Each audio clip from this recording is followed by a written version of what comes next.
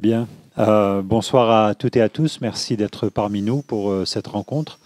Ce soir, comme l'intitulé le précise, nous allons parler de migration, de migrants, de communautés installées maghrébines ou arabes installées ailleurs. Mais cette fois-ci, nous avons fait le choix de l'originalité, puisque nous n'allons pas parler des migrations en Europe et encore moins en France, même si, à mon avis, dans nos débats, nous allons aborder, en tout cas faire référence à ça.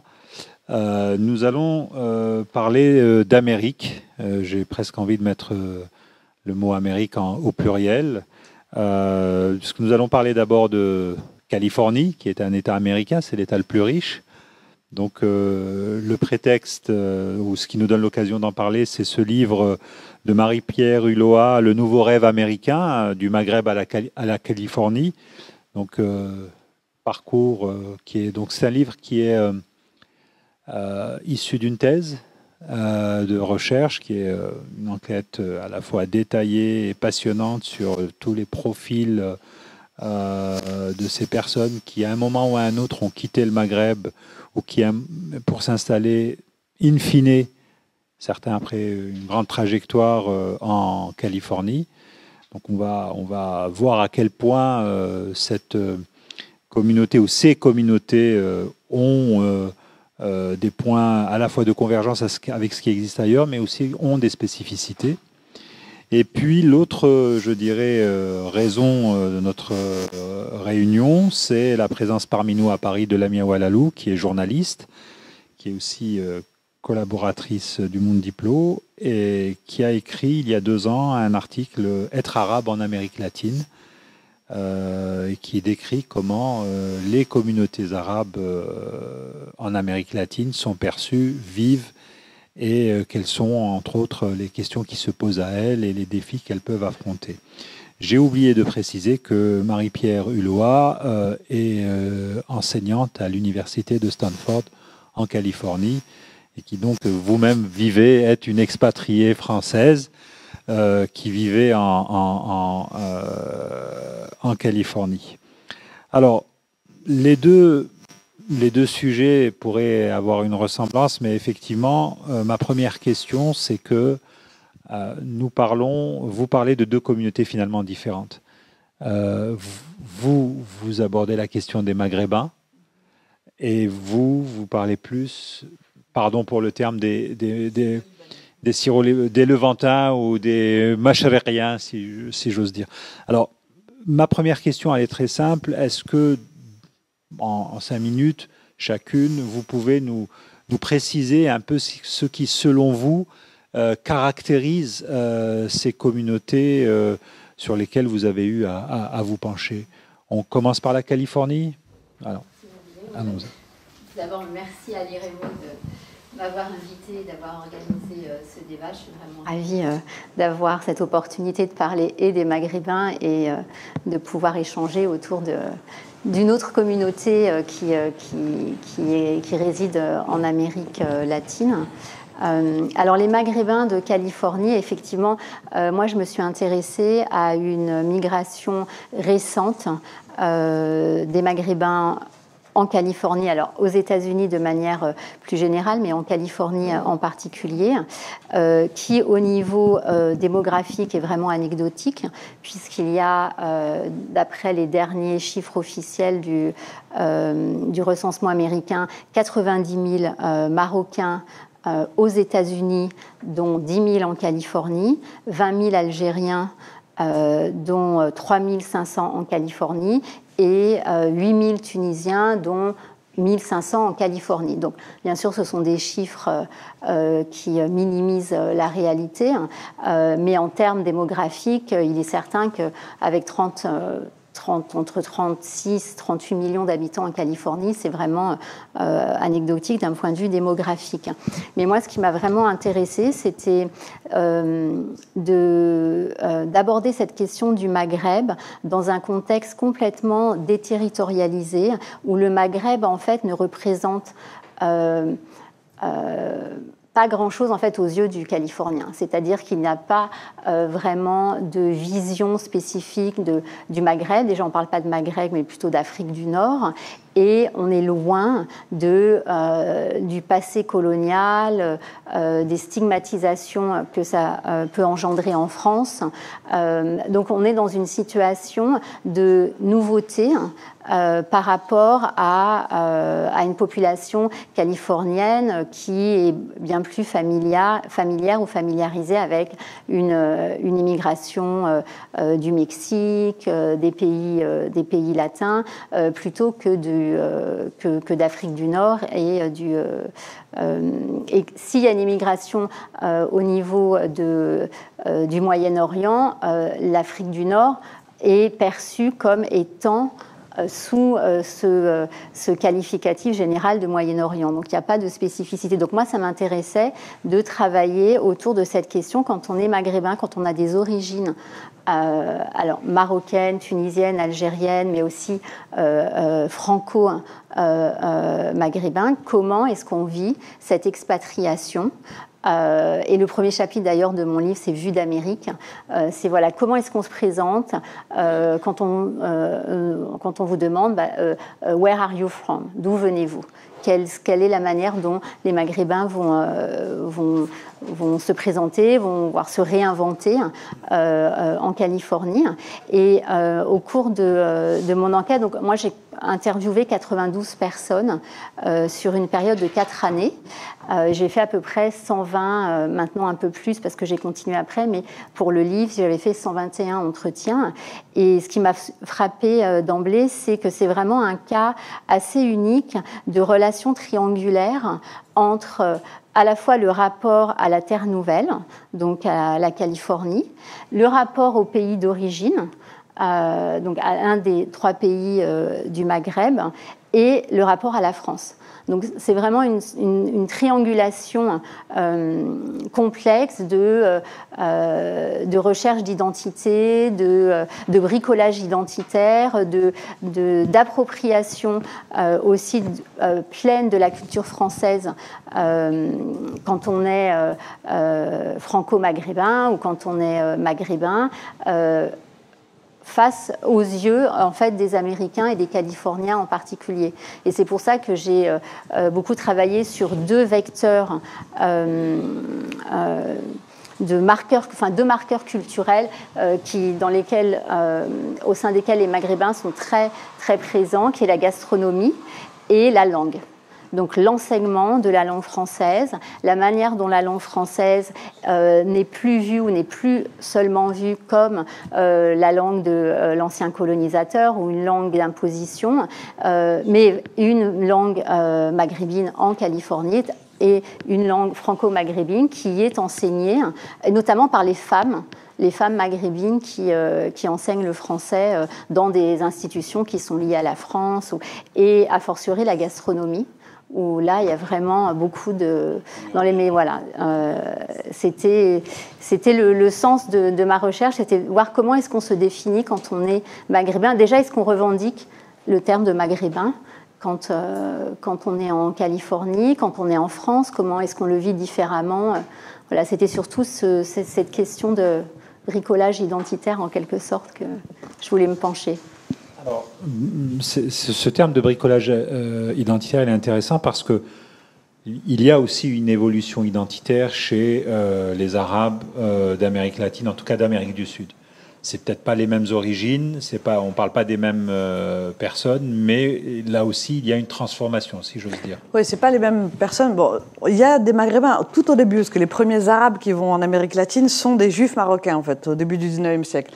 Mais c'est très marginal, même si ils ont fait partie de la création de Belém, par exemple, une grande ville au Brésil, en Amazonie. Et les 2 premières synagogues du pays, il y a des Juifs marocains qui sont derrière. Donc, en fait, c'est quand même quelque chose de très ancien. Mais ensuite, la grande immigration, elle commence au début du XXe siècle. Et c'est effectivement des gens qui viennent, on les appelle les Syro-Libanais, les Syriens, les Palestiniens, il y a une espèce de confusion. Et de façon générale, pour faire simple, les Turcos, voilà. On les appelle les Turcs parce que C'était l'époque de l'Empire ottoman. Et en plus, il y a une confusion qui vient du fait que souvent, c'est les Français qui leur ont donné des papiers. Donc, ils ont une sorte de passeport français qui n'en est pas en même temps. Alors, quand ils arrivent en Amérique latine, notamment au Brésil, où ils sont arrivés en grand nombre, on n'arrive pas à les mettre dans des cases, en fait. C'est très compliqué parce qu'ils sont blancs, mais en même temps, donc, ils ne sont pas les Asiatiques qu'on rejette, ils ne sont pas les Noirs localement qui sont rejetés parce qu'il y a un énorme racisme. En même temps, ils ont une langue bizarre. Ils sont majoritairement chrétiens, mais ce n'est pas des vrais chrétiens comme on les connaît, parce que c'est des chrétiens avec les variations, disons, orientales. Et donc, ils sont contraints très rapidement à faire un effort pour essayer de rentrer dans la société. Alors, il y a plusieurs mythes sur cette population. On dit que c'est tous des gens très très pauvres qui ont réussi à s'élever, parce que ce qui est impressionnant par rapport à d'autres pays, et notamment si on compare à la France et tout, c'est que c'est des toutes petites populations, là encore, un peu comme en Californie, mais qui ont réussi à s'imposer de façon très très impressionnante. On a beaucoup de présidents de la République qui sont d'origine arabe, en fait, donc un président argentin. Actuellement, le tout dernier, c'est le président Salvador, est un descendant de palestinien. On en a en Équateur, on en a vraiment partout. On a des maires. Le maire de São Paulo, qui est le candidat malheureux contre Bolsonaro, s'appelle Fernando Haddad, en fait. Donc c'est des gens qui ont une grande réussite, pas seulement d'un point de vue intellectuel, artistique. On a des grands écrivains, on a des chanteurs. Shakira est d'origine aussi arabe et tout. Mais ils sont encore une fois aussi très présents d'un point de vue politique. Et ça s'est fait à travers une sorte de négociation un peu compliquée, à savoir que très rapidement, beaucoup de ces Arabes-là ont décidé que pour s'intégrer, ils allaient gommer les deux choses qui les rendaient un peu différents des autres. Ce qui les rendait un peu différents, c'est d'une part la religion. Donc les quelques musulmans qui étaient très minoritaires, on pense qu'il y a à peu près 15% de musulmans dans ces populations-là, se sont convertis. Et ceux qui étaient chrétiens mais pas catholiques sont devenus catholiques. Et donc toutes les familles, d'ailleurs très souvent dans les familles, on a une sœur, on a une fille qui se dévoue à l'Église. En fait, ça c'est très important comme façon d'intégrer la société latino-américaine. Donc il y a ça d'une part, et d'autre part, il y a la décision de ne pas du tout passer la langue.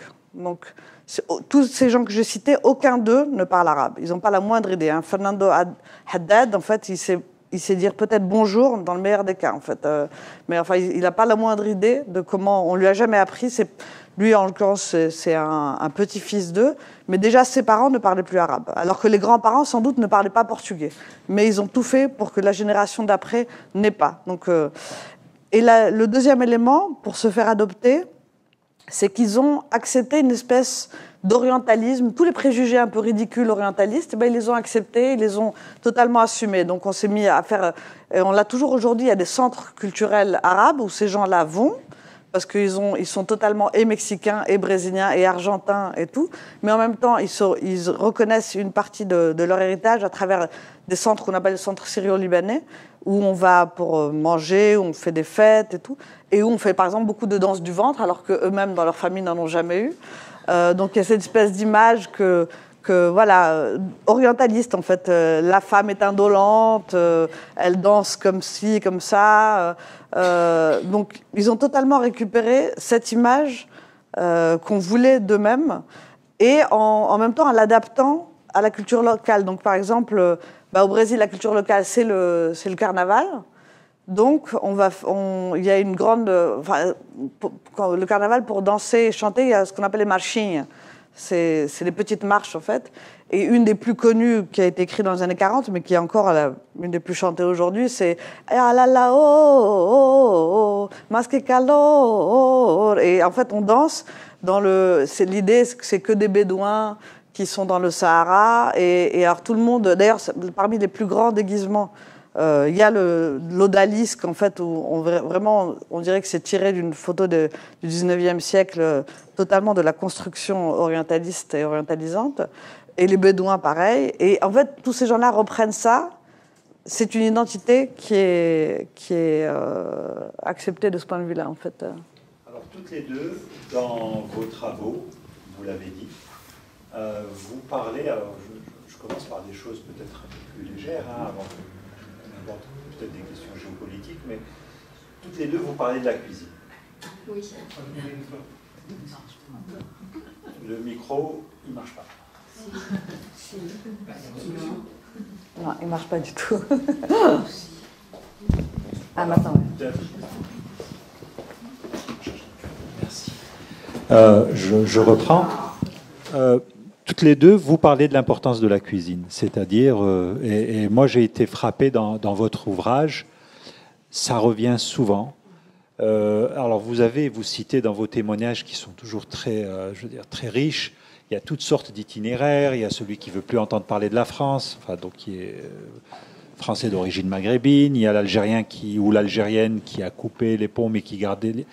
Tous ont des recherches d'itinéraires, mais à un moment ou à un autre, la cuisine revient et ça, par contre, on n'y touche pas. Ou alors on la transforme, mais on la garde. Oui. Alors c'est vrai que c'est vraiment le lien qui perdure avec le Maghreb.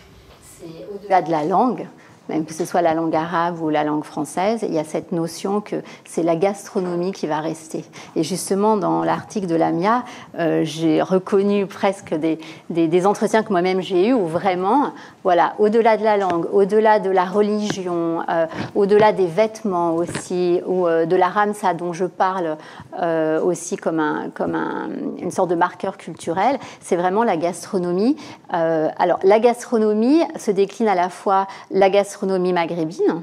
Bon, alors, bien sûr, le couscous, et il y a différentes variantes. Et j'explique aussi comment c'est un juif tunisien qui s'appelle Robert qui a introduit le couscous aux États-Unis dans les années 50. Mais il y a donc à la fois l'investissement d'une gastronomie maghrébine, marocaine avant tout, et en même temps de la gastronomie française, que ce soit à travers des restaurants français, des crêperies, des boulangeries, où les Maghrébins, qu'ils soient français d'origine maghrébine ou maghrébins d'un des trois pays du Maghreb, trouvent à la fois un débouché social et une visibilité qui fait qu'ils répondent à une demande locale des Californiens. Mais vraiment, la gastronomie, c'est le marqueur culturel, c'est ce qui lie à la terre d'origine, au Maghreb, à la culture maghrébine de manière pérenne. Et ce qui va être transmis, parce que j'ai travaillé aussi sur plusieurs générations, et si la langue disparaît, si l'arabe n'est pas transmis, le kabyle ou enfin l'amazigh n'est pas transmis, le français, c'est la cuisine qui va rester dans les itinéraires, dans les mémoires. Et même en interviewant des jeunes, parce que j'ai interviewé certains adolescents, même plutôt en anglais qu'en français ou en franglais, puisque je ne parle pas arabe, c'était vraiment intéressant de voir que c'était ça pour eux, leur référence, leur lien au Maghreb. Oui, j'ouvre une parenthèse. Vous dites que vous ne parlez pas arabe. Effectivement, dans votre livre, vous signalez que beaucoup des interlocuteurs que vous rencontrez sont étonnés d'avoir quelqu'un qui vient leur parler, enfin, qui vient les interroger, oui, alors qu'elle-même n'a aucun lien avec le Maghreb. Oui, oui. Vous-même, vous n'êtes pas dans une quête identitaire. Vous êtes française, mais vous n'avez rien à voir, à part votre premier livre sur Francis Janson, qui est un porteur de valise. Voilà, donc ça allait... La cuisine, alors qu'est-ce qu'il en reste? Parce que vous dites qu'ils ont abandonné la langue. Bon, la cuisine, c'est exactement ce qu'il reste, en fait. Mais alors, peut-être moins qu'en Californie pour l'extérieur. Peut-être que c'est plus pour l'intérieur. C'est-à-dire, c'est ce qu'on garde dans les familles, c'est ce qu'on se transmet. Il y a évidemment aussi des restaurants et tout. Et par exemple, les restaurants libanais sont quelque chose de très, très banal aujourd'hui au Brésil. Alors qu'au début, quand il y avait tout ce mouvement de racisme contre les Syro-Libanais quand ils arrivaient, on pensait qu'ils étaient cannibales parce qu'ils mangeaient du kebé et que le kebé, c'est de la viande crue, en fait. Donc, on se disait, ça, c'est sûr, ce sont des cannibales, en fait. Et maintenant, ça fait partie de la nourriture brésilienne aussi. Mais je dirais que c'est surtout quelque chose qui est dans les familles. Donc, en fait, on est médecin, on est politique, on est écrivain, on se réalise par l'université, pas par la cuisine, en fait, en Amérique latine, quand on réussit en tant qu'arabe. Mais en revanche, ce qu'on transmet dans la famille et entre familles, parce qu'on peut, malgré le fait qu'on s'intègre, ça n'empêche pas qu'on se marie éventuellement entre arabes, en fait. Un exemple très fameux, c'est celui de Carlos Slim, donc, qui est l'homme le plus riche du Mexique et un des plus riches du monde, en fait, qui est la 5e ou 6e fortune du monde, selon les calculs, qui, quand il a décidé de se marier, a décidé d'aller chercher la nièce d'un président libanais, en fait. Donc Soumaya Gemayel, ouais, exactement. Et ça n'a absolument choqué personne, en fait. Parce que, comme de façon, en même temps, c'est le porte-parole de la culture mexicaine. Donc cette espèce de négociation un peu étrange, en fait. Quelqu'un qui est dans les télécoms, qui a des télévisions, enfin, il a un conglomérat. Non, qui a tout. Et quand il s'agit de sauver le centre-ville de Mexico, c'est lui qui banque, et il en fait d'ailleurs tout un jeu, c'est-à-dire lui il raconte par exemple, mon père est arrivé en 1902, enfin tout au début du siècle, parce qu'il voulait échapper au service militaire ottoman à l'époque, et il a d'abord acheté un magasin, et puis au moment de la révolution mexicaine, alors que d'autres capitalistes avaient peur, lui en a profité du coup pour racheter des magasins à son associé et à d'autres, et donc c'est là où l'empire a commencé. Et il y voit l'exemple, en fait, et il dit, voilà, le courage de mon père, c'est pour vous dire que le Mexique, même quand il est en crise, moi j'investirai toujours. En fait, il récupère ça de façon très très habile, parce qu'il a construit un empire qui est fondé sur une logique de monopole, en fait, catastrophique d'un point de vue économique et catastrophique pour son pays, à vrai dire, mais avec une sorte de nationalisme mexicain qui est fondé sur cette logique du migrant qui était prêt à tout et qui a pris tous les risques à ce moment-là, en fait, ce qui est... Vous racontez dans l'article que c'est lui qui répond à Trump. C'est lui qui répond à Trump, exactement. C'est-à-dire, si on veut voir quel est l'un des Mexicains les plus connus aujourd'hui dans le monde, est Carlos Slim, en fait. Donc, Alors justement, Carlos Slim, Shakira, Carlos Menem, enfin tous ces présidents, Temer. Ouais, bon, qui n'a pas été élu, mais en fait... Qui n'a pas été élu, mais qui est une personnalité... Même eux font des coups d'État, donc voilà, en fait, pas que dans le monde arabe, en fait. Donc, ça m'amène à la Californie, c'est-à-dire que l'Eldorado, j'ai beaucoup aimé en exergue de début de votre livre, vous citez la chanson des Mamas and Papas, on a tous California Dreaming, hein, donc... Mais justement, quand on vous lit, on se rend compte que, contrairement à cette communauté dont on parle, qui est plus ancienne, hein, mais qui a tout de suite réussi, c'est pas facile. Hein. On n'a pas des exemples de réussite marquants. Alors, même s'il y a il y a quelques réussites, hein, mais c'est mitigé tout de même. Alors, disons que c'est oui et non, c'est-à-dire c'est moins visible. C'est sûr qu'il y a peu de noms de maghrébins connus aux États-Unis. Hein. Il y a Elias Zerouni qui est la grande success story en fait de l'Algérien aux États-Unis, qui dirigeait l'Institut national de la santé sous George Bush et qui est lui-même de formation de radiologue. Il y a en revanche la migration maghrébine aux États-Unis, c'est une migration de professionnels, c'est vraiment une migration d'élite, de gens qui viennent pour le travail, pour les études, et qui a un revenu médian qui est supérieur au revenu médian américain, qui font plus d'études que l'américain moyen. Donc c'est une migration sélective de gens de la classe moyenne, aisée. Mais il est vrai qu'il n'y a pas de nom. Par exemple, en politique, les Maghrébins n'en sont pas encore là au niveau d'une représentation politique, d'une intégration politique des Maghrébins. Ils sont très présents, encore une fois, dans la gastronomie, dans la Silicon Valley. Il y a une spécificité notamment algérienne. Il y a beaucoup d'Algériens ingénieurs dans la Silicon Valley. Et l'immigration algérienne est intéressante du point de vue de l'histoire parce que ça s'est fait en deux vagues. C'est-à-dire qu'il y a une première immigration algérienne dans les années 70 sous l'ère boumedienne, donc les plus méritants qui vont étudier à l'étranger, avec cette stratégie de retour, et dans les faits, très peu vont rentrer après avoir acquis un diplôme.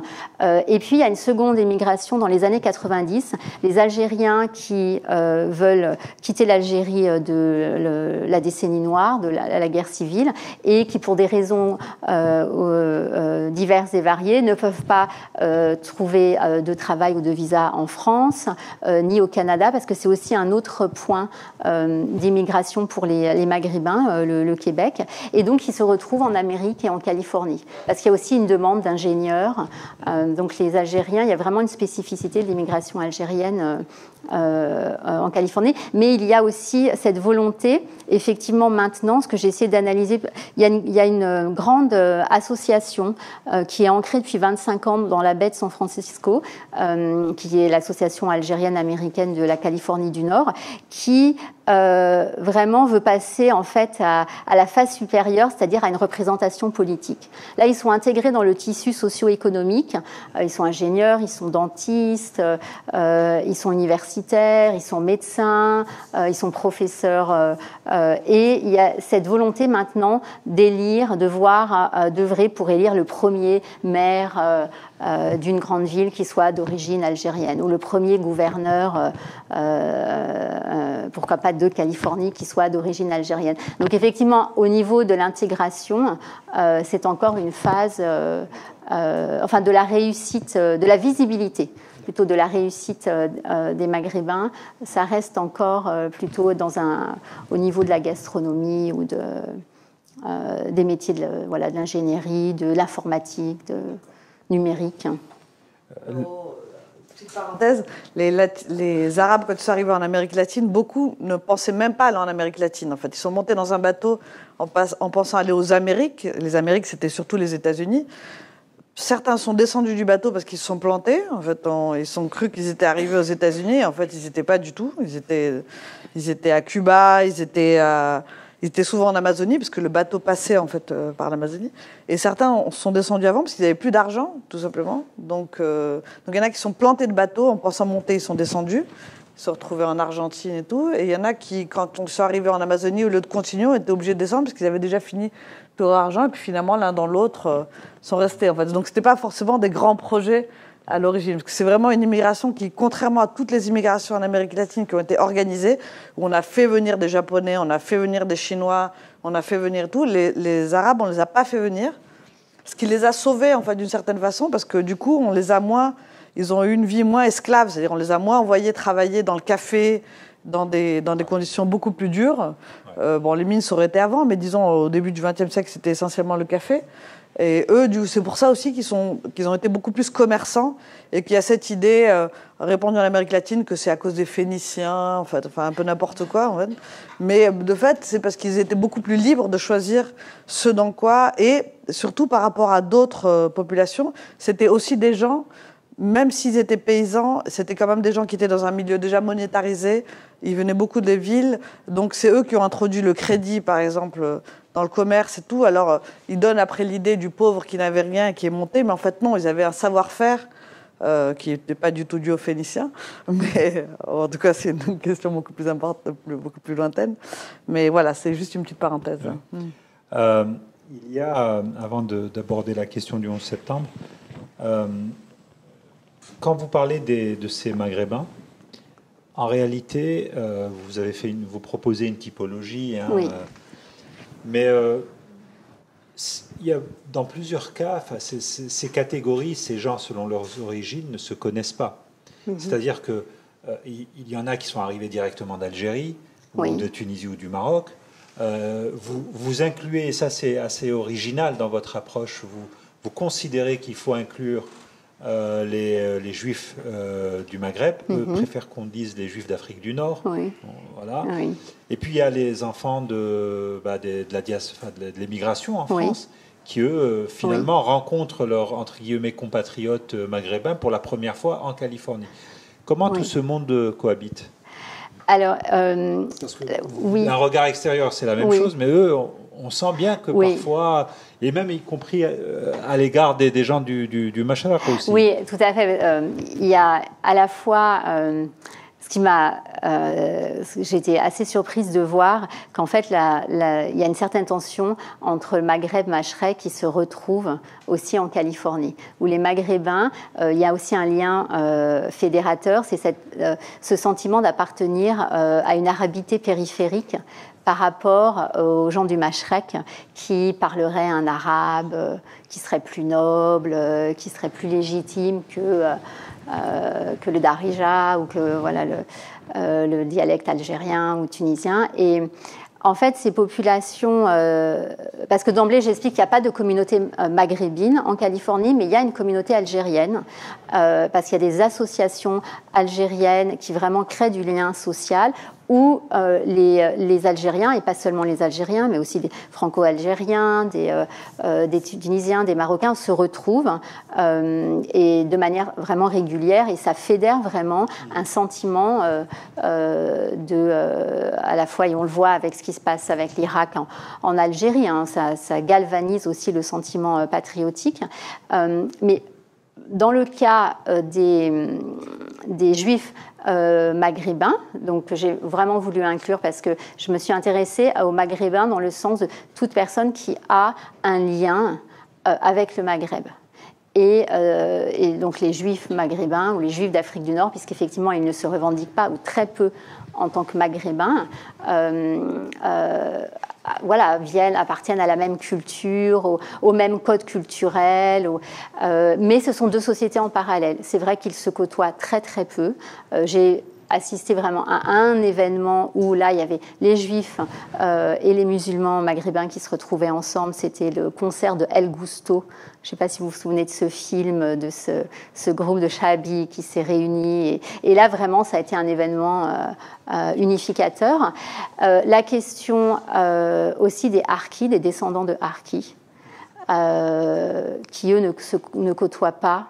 Alors, encore une fois, c'est des cas assez isolés, mais les descendants de Harkis que j'ai pu interviewer ne participent pas à cette association ou à cette vie. Il y a ces crispations autour de l'histoire. N'efface pas tout, finalement. Non, et que quelque part, la guerre d'Algérie n'est pas finie. Je dirais en Amérique. C'est vrai que là, j'ai vraiment retrouvé un clivage entre les Algériens d'Algérie qui ont fait la guerre et qui portent un regard alors fait de préjugés, mais certains avec un regard aussi de curiosité, qui veulent comprendre, qui veulent savoir et qui ont voulu aussi interviewer parce que je cite un cas d'un Algérien qui, au cours de réunions professionnelles, se retrouve avec un Français et il se rend compte qu'il est d'origine, que son père est un Harki, et qu'il, lors de la visite du père de ce collègue, veut le rencontrer. Et quand j'ai eu cet entretien avec lui, il dit « mais je ne l'ai dit à personne, je ne l'ai même pas dit à ma femme que je voulais rencontrer le père Harki de mon collègue ». Donc c'est vrai que ça crée aussi certains mondes qui vivent en parallèle, mais en même temps, il y a vraiment une vraie communauté algérienne et qui s'insère aussi dans des réseaux français, parce que les définitions sont vraiment incluante aussi de la communauté française. Mais il n'y a pas de chiffres des Français qui sont d'origine maghrébine en Californie. Mais il y a quand même un sentiment et alors, si ce n'est pas de manière physique, réelle, il y a aussi cette communauté virtuelle qui fédère avec ses limites, mais qui fédère aussi les Maghrébins. Dans Lamia Oualalou, dans votre article, vous dites bien que finalement, effectivement, c'est des Blancs. Alors, ils souffrent moins du racisme ou pas du tout, mais il y a tout de même un changement. Il y a le 11 septembre, c'est une date qui, pour toutes les diasporas arabes, compte et compte encore à ce jour. Et vous expliquez dans votre article que les choses ont changé à partir de ce moment-là. Oui, le regard a en partie changé. Alors déjà, il y a une partie Il y a très peu de musulmans en fait qui sont arrivés, mais dans les années 70, au moment de la guerre du Liban, là, on a un peu de musulmans qui sont venus, pas beaucoup, mais un peu. Et beaucoup ont été dans un endroit qu'on appelle la triple frontière, en fait, donc qui est la frontière entre l'Argentine, le Paraguay et le Brésil, qui est par ailleurs aussi un endroit où il y a beaucoup de trafic de tout type, en fait, parce qu'il y a un fleuve, en fait, on passe les frontières, on a des produits qui arrivent de Corée, enfin bref, c'est du grand n'importe quoi. C'est là où il y a la plus grande mosquée aussi, à Foz de Iguaçu, du côté brésilien. Et en particulier à cet endroit-là, c'est là où on a vu le plus de crispation, parce que aux États-Unis, ils ont décidé que c'était un endroit d'où ils finançaient le terrorisme. Et donc, ils ont demandé au gouvernement de véritablement poursuivre ces populations. Alors, le Brésil a refusé de le faire. L'Argentine, plus ou moins. Le Paraguay, qui est beaucoup plus faible, en fait, a totalement accepté. Et donc, on a vu des gens qui sont des Paraguayens, en fait, maintenant, tout simplement, qui ont été enlevés du jour au lendemain, jetés dans des prisons, interrogés. Donc, pour des liens supposés avec le Liban. Avec le Hezbollah, en fait. Avec le Hezbollah libanais. Qui n'ont jamais été prouvés, en fait. Mais il y a quelques mythes comme ça qui circulent. Donc voilà, donc c'est des gens de confession chiite, j'imagine. Exactement. Qu'on a accusé d'envoyer de l'argent au Hezbollah. Voilà, et en fait, comme c'est une zone, d'une part, où les gens ont gardé, comme c'est une immigration plus récente, et aussi une immigration à l'époque de la télé et tout, donc qui fait là-bas, on peut regarder la télé en arabe, donc on a plus gardé le lien avec l'arabe qu'au début du siècle, ça d'une part. C'est beaucoup plus concentré et c'est de fait une zone de tous les trafics historiquement. Donc du coup, pourquoi pas pour trafic d'armes aussi, tout en fait. Et avec aussi tous les fantasmes qu'on peut avoir sur tous les trafics en fait. Donc je dis tous les fantasmes parce que j'exclus pas qu'il y ait quoi que ce soit, mais ça n'a jamais été prouvé en fait. Donc là, sur cette région-là, il y a une énorme crispation, mais partout ailleurs, parce que beaucoup, la grande presse en fait latino-américaine a beaucoup adopté le ton américain, enfin des États-Unis, parce que les latino-américains détestent qu'on dise les Américains, parce que les Américains, ils en sont aussi. En fait, c'est quelque chose qui n'est pas acceptable. On dit États-Uniens, en fait, dans le reste de l'Amérique latine. On devrait l'adopter d'ailleurs ici aussi. Mais on a beaucoup adopté cette suspicion. Et donc, au fur et à mesure, on a eu un glissement, surtout par rapport aux musulmans. Où les femmes voilées, comme il y en a peu, mais se font éventuellement agresser dans la rue, ce qu'il n'y avait pas du tout avant. Les hommes moins, parce qu'on voit moins qui sont musulmans, en fait, donc par définition. Donc il y a une toute petite population musulmane, mais qui est plus la cible maintenant, où il y a un glissement terroriste égal musulman beaucoup plus important.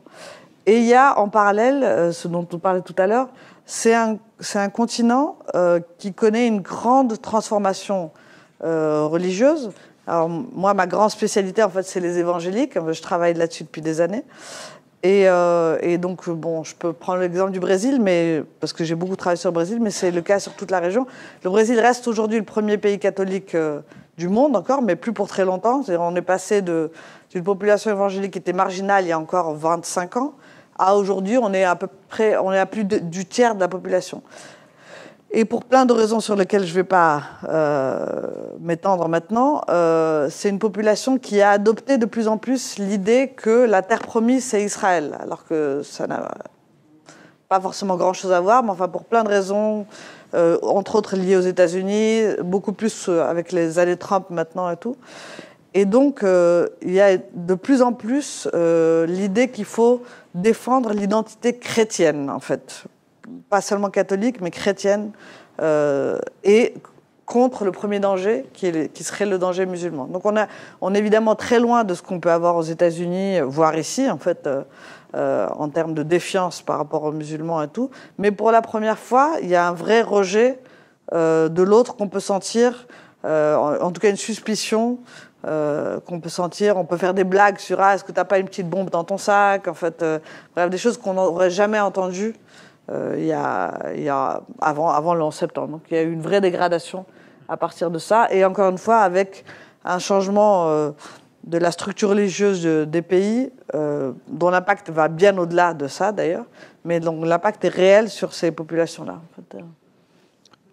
Marie-Pierre, dans votre livre, il y a un témoignage où quelqu'un dit moi j'aime ce pays, je me sens 100% maghrébin, 100% méditerranéen et je suis américain, je vote et ce pays je le protège. Il y a une adhésion très forte à assumer. Mais est-ce que vous avez ressenti tout de même une inquiétude, une gêne, notamment dans les circonstances actuelles, avec une montée des discours stigmatisants à l'égard de l'islam? Oui, alors tout à fait. Alors dans mon livre, en fait, j'ai fait mes recherches avant l'élection. Enfin, j'ai terminé mon livre au moment, mes recherches au moment de l'élection de Donald Trump.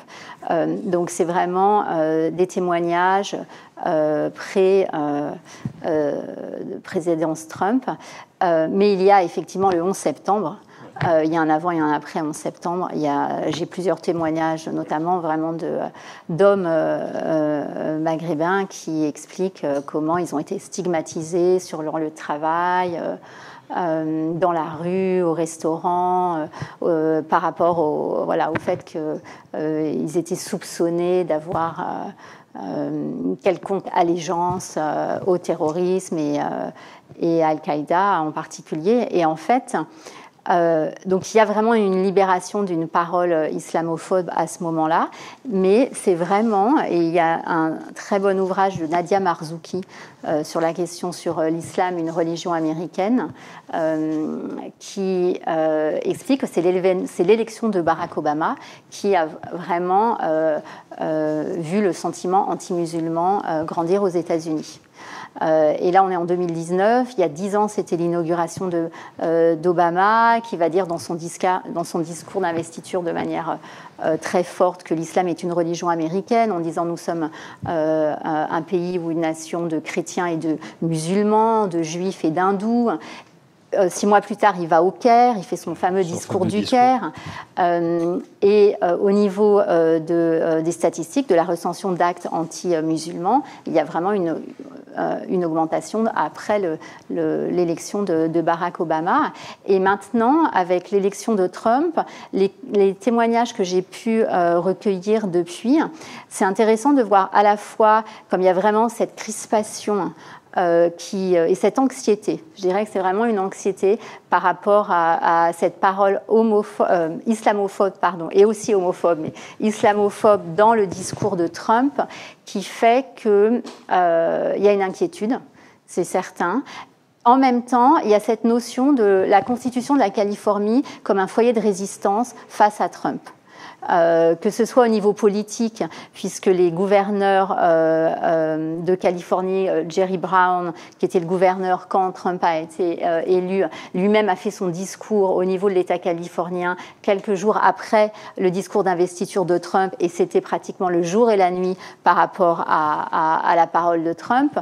Le nouveau gouverneur, Gavin Newsom, lui-même vraiment représente au niveau de l'État fédéral. Il a même été question à un moment d'un cas lexique, sur le modèle repoussoir du Brexit, de faire un cas lexique que la Californie, qui est la 5e ou la 6e puissance économique au monde, se détache de l'Amérique. Bon, ce n'était pas vraiment sérieux. Elle a été indépendante pas très longtemps, oui, pas au 19e, très longtemps, voilà. Mais il est certain, oui, qu'il y a une inquiétude et en même temps une notion que c'est là que la résistance s'organise et se mobilise. Bien, je crois qu'on a fait un premier tour d'horizon. Je voudrais maintenant me tourner vers l'assistance. Et puis, si vous avez des questions, des remarques, n'hésitez pas. Le micro est à vous.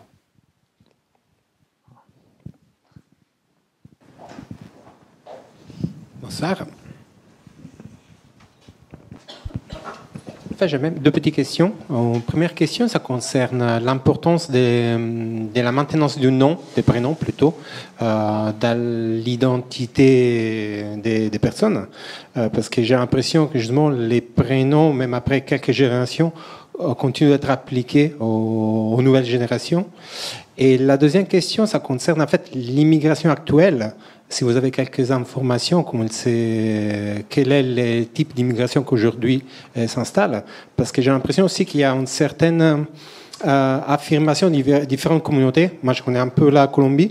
Et en Colombie, par exemple, j'ai vu déjà les personnes originaires du Moyen-Orient sont plus visibles dans la rue. Et il y a une grande mosquée qui vient d'être construite à Bogota, très belle, très récente aussi. Donc je veux savoir en fait quelles sont la place des nouvelles arrivants dans ces pays. Merci. Pour les prénoms. Pour les prénoms, il n'y a pas de règle. Je veux vous dire, ça dépend vraiment. Rapidement, je dirais qu'en Amérique centrale, de fait, on maintient souvent des prénoms arabes. Le nouveau président, qui est d'origine palestinienne, s'appelle Najib, en fait, par exemple. Alors qu'au Brésil, en Argentine, au Chili, où il y a une énorme communauté palestinienne, la plus importante d'Amérique latine, on est passé dès la deuxième génération à du Carlos, Fernando. Donc on maintient le nom de famille, mais aucun, en fait, pratiquement, n'a. Parfois, le deuxième prénom, éventuellement, est d'origine arabe, mais sinon, en fait, très rapidement, la deuxième génération, on l'enlève. Et parenthèse là-dessus, l'idée de deuxième génération n'a pas beaucoup de sens, en fait, en Amérique latine. Encore une fois, même si on ne peut pas dire que l'Amérique latine, ça a un sens parce que c'est très très grand, mais moi, quand le diplôme m'a proposé de travailler là-dessus, c'était suite à une discussion avec Renaud, et moi je me suis dit, quelle idée, alors que moi-même, ça devrait m'interpeller, parce que moi je suis marocaine, en fait, et puis après je suis devenue française en vivant ici, puis je suis allée au Brésil et tout. Et j'ai réalisé à quel point... donc Renaud me disait, mais c'est très intéressant. Renaud, mon collègue. Voilà, me disait, mais tu te rends pas compte, c'est très intéressant par rapport à l'expérience ici en France, en fait. Et c'est vrai qu'avec le recul, enfin tout de suite même en travaillant dessus et confronté à ma propre vie, en fait, il y a quelque chose qui est impressionnant, c'est qu'on vous demande pas d'allégeance, en fait. C'est-à-dire, on vous demande pas de changer... on vous demande pas d'être quelqu'un d'autre. Vous devenez brésilien en étant la même personne. On vous demande pas de tout d'un coup dire le Brésil c'est très important pour moi. Ce que vous apportez intéresse le Brésil en soi, et donc en soi vous allez tout de suite devenir brésilien. Et ensuite votre enfant, moi j'ai une fille qui est née au Brésil, Maya, qui est née à Rio, qui est donc brésilienne. Et personne ne va le dire, elle est fille d'eux, en fait. Je veux dire, Maya est brésilienne, point. Enfin, ça ne les intéresse pas du tout de savoir quelle est son origine. Et c'est même, on en arrive presque à l'extrême où moi j'ai envie de dire, j'ai une autre origine, en fait, aussi. Parce qu'on vous gomme totalement votre passé, c'est-à-dire c'est des pays qui vous avalent totalement. Alors c'est choquant pour nous, en fait... mais en même temps, on ne vous renvoie pas en permanence à votre passé. C'est-à-dire, moi, qui ai grandi au Maroc jusqu'à mes 18 ans, qui ai une culture totalement francophone, je suis plus francophone qu'arabophone, encore aujourd'hui, on va me dire, même si je suis française, on va me dire, tu es d'origine marocaine, en permanence. Et je suis devenue brésilienne, j'ai la nationalité brésilienne maintenant, personne ne va me dire tu es d'origine marocaine ou française. Ils s'en fichent totalement, en fait. Je veux dire, je suis brésilienne, point, en fait. Et ça, c'est vrai que c'est fascinant, quoi, en fait. Donc, d'une certaine façon, il y a moins besoin de s'accrocher au prénom et tout, parce que, ça y est, on rentre dedans, en fait. Donc, alors, après, il y a des degrés différents selon les pays. Au Brésil, c'est très, très marqué. Mais en tout cas, on n'est pas à traîner. On peut revendiquer ce qu'on veut, mais on ne vous le renvoie pas en permanence au visage, en fait. Donc, et je pense, rapidement, sur les gens qui arrivent maintenant, je pense que ça, c'est fort, c'est ce qui les attire, les quelques-uns qui arrivent maintenant, parce qu'il n'y en a pas beaucoup. Pas beaucoup parce que c'est loin, on ne sait pas. Par exemple, il y a quelques Marocains, mais il n'y en a pas beaucoup, mais... Il pourrait y en avoir plus s'ils savaient que c'est un des seuls pays où ils n'ont pas besoin de visa. Il n'y a pas besoin de visa pour aller au Brésil, en fait. Donc, mais bon, il faudrait pouvoir payer un billet d'avion jusqu'au Brésil. Et puis le système de migration partout, c'est que vous avez un cousin qui vous aide et tout ça. Donc c'est pour ça qu'il y a des villages entiers qui se transportent en Italie, oui, au Québec, enfin partout. Au Brésil, il n'y a jamais ça, en fait. Vous n'avez personne, en fait. Donc, mais après, vous vous débrouillerez, mais il faut pouvoir se dire, je vais me débrouiller, quoi, en fait. Parce qu'après, pareil, d'un point de vue linguistique, vous arrivez, vous dites bon dia, très mal, on va vous dire tu parles trop bien portugais, en fait. Et donc, du coup, les gens, de fait, rentrent très, très facilement, alors qu'ici, vous pouvez hyper bien parler. Petit accent quand même. En fait, donc voilà, c'est très très différent de ce point de vue-là. Et ça, les nouvelles générations, les gens qui arrivent maintenant, qui sont souvent allés juste pour étudier, d'ailleurs souvent en passant par la France, c'est-à-dire ils ont étudié en France, ils sont allés faire un échange au Brésil, ou en Argentine, ou en Colombie, et ils vont y rester parce qu'ils vont trouver là-bas une acceptation qu'ils n'ont pas trouvée ici, même si culturellement ils sont beaucoup plus liés à la France, quoi, en fait. Alors justement, dans votre livre, Marie-Pierre, il y a je cite ça comme préambule à la question des prénoms. Oui. On en a parlé tout à l'heure. Il y a un Algérien qui est un cas d'école. Lui, il utilise la France pour pouvoir séduire une riche héritière. Oui. Il est algérien, il lui offre des fleurs, oui. il est bien habillé, donc il représente pour elle l'idéal français. Mais après le mariage, quand arrive la question des prénoms, là, c'est niet. Il faut des prénoms algériens. Tout à fait. Là, oui, effectivement, il a beaucoup joué sur son identité française, sa culture française, et il avait un peu mis sous le boisseau aussi sa part l'identitaire algérienne. Mais effectivement, au moment, donc c'est un mariage exogame, donc c'est une belle réussite. Il épouse une Californienne, et voilà, au moment du choix des prénoms. Pour les enfants, là, non, ça passe pas. Il veut vraiment des prénoms qui soient des prénoms à de connotation arabe ou algérienne, ou quelque chose qui est vraiment un sens profond pour lui. Et c'est pas le seul cas, mais effectivement, comme Lamia, au niveau des prénoms, il n'y a pas de règles. Et a fortiori en Californie, où c'est vraiment un état de migrants, des accents, tout le monde a un accent, donc il n'y a pas du tout de volonté vraiment, sauf dans certains cas. C'est vrai que de passer de Mourad à Michael, par exemple, j'ai vu ça plusieurs fois. Mais autrement, non, il n'y a pas de règles, et je dirais même qu'il y a une transmission, par exemple, de prénoms kabyles aussi. Parce qu'il y a aussi un groupe dont j'ai peu parlé, il y a aussi les Kabyles. Il y a vraiment une forte identité kabyle. Il y a même eu un moment une association kabyle, mais qui n'a pas perduré parce que sur le marché des associations, comme les Maghrébins sont peu nombreux, cette association algérienne qui existait déjà depuis un certain temps a prédominé.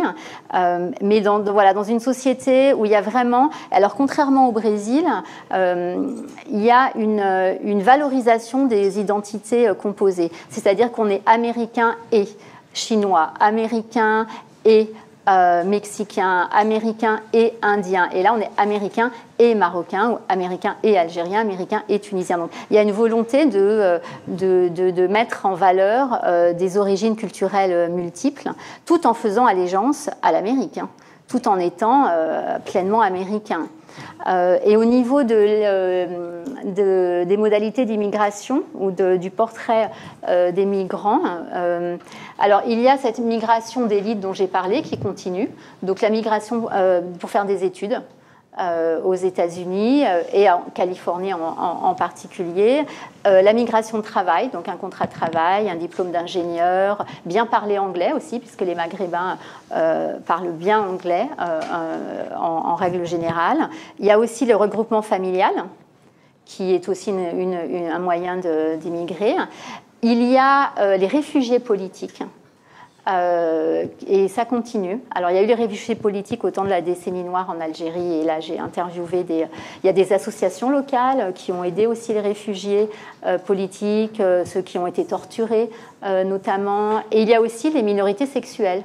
Moi j'ai interviewé à San Francisco des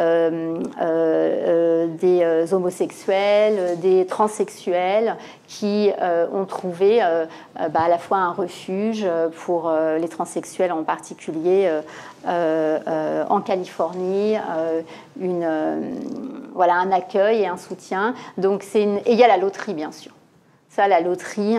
Et c'est intéressant de voir aussi au niveau de la loterie comment il y a cette coexistence, notamment au niveau de l'association, entre des Algériens notamment qui ont des diplômes supérieurs, qui sont francophones, et parfois plus francophones qu'arabophones, et une autre un autre groupe sociologique qui n'est pas forcément francophone ou qui est plus arabophone que francophone et qui ont gagné la loterie, puisque c'est le terme utilisé, la carte verte, et qui vont venir et qui vont réussir à s'insérer en étant, voilà, en faisant des boulots temporaires au départ, et puis après, comme ils ont un statut tout à fait légal, vont pouvoir... Et il y a les illégaux aussi. Il y a ceux qui viennent en vacances et qui n'ont pas de visa et qui restent, voilà, qui après seront régularisés ou pas. Il y a un élément rapidement important qu'il faut signaler, parce qu'on n'y pense pas quand on vient d'ici, c'est que le droit du sol en Amérique latine, il est radical. C'est-à-dire vous êtes né... Vous êtes brésilien, mexicain, argentin, tout de suite, en fait, le jour de votre naissance. C'est-à-dire, ma fille a 4 nationalités, mais la première qu'elle a eue, c'est la nationalité brésilienne. Et ça aussi aux États-Unis. Mais la différence avec les États-Unis, c'est que le jour de la naissance de l'enfant, les parents ont le droit de vivre à vie aussi, en fait. C'est-à-dire, ils ont une résidence, ils ont l'équivalent d'une green card, en fait. Le seul fait d'avoir des enfants. Du coup, moi, j'ai d'ailleurs plusieurs amies françaises qui sont arrivées enceintes de 7 mois au Brésil, parce qu'elles voulaient travailler au Brésil, et la façon la plus simple, c'est d'avoir un enfant brésilien. Donc, en fait, elles sont venues accoucher au Brésil, comme ça, elles assuraient... parce que le jour d'après, vous savez, vous avez votre enfant né, vous allez... Le jour d'après, on vous donne une carte de travail, en fait. Et ça aide beaucoup à l'intégration, évidemment, parce que si vous n'êtes pas en galère sur comment trouver un travail pour eux, la logique, en fait, en Amérique latine, c'est à partir du moment où votre enfant est d'ici, il faut que vous ayez les moyens de lui donner toutes ses chances, en fait. Donc, tant mieux, parce que l'État en donne peu, en fait, par ailleurs. Donc, il y a une certaine cohérence aussi de ce point de vue-là. Oui.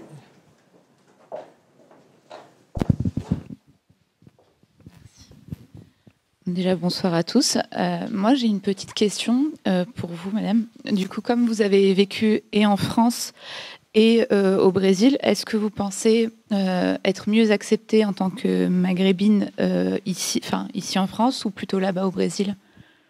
Mais ce que je disais, c'est-à-dire que maintenant au Brésil, je ne suis plus maghrébine, en fait. D'accord. C'est-à-dire, je suis vraiment brésilienne. Donc ici, je pense que je suis bien acceptée. En fait, je l'ai été pendant des années, j'ai vécu longtemps ici. Mais avec tout le temps, un peu un pied... c'est-à-dire, j'ai jamais été victime de racisme, mais là, je dirais plus pour des raisons de classe aussi, en fait. C'est-à-dire, j'ai fait des études bien, j'ai eu un travail rapidement, en fait. Donc, il y a aussi ça qui joue, d'ailleurs, dans toutes les sociétés, de ce point de vue-là.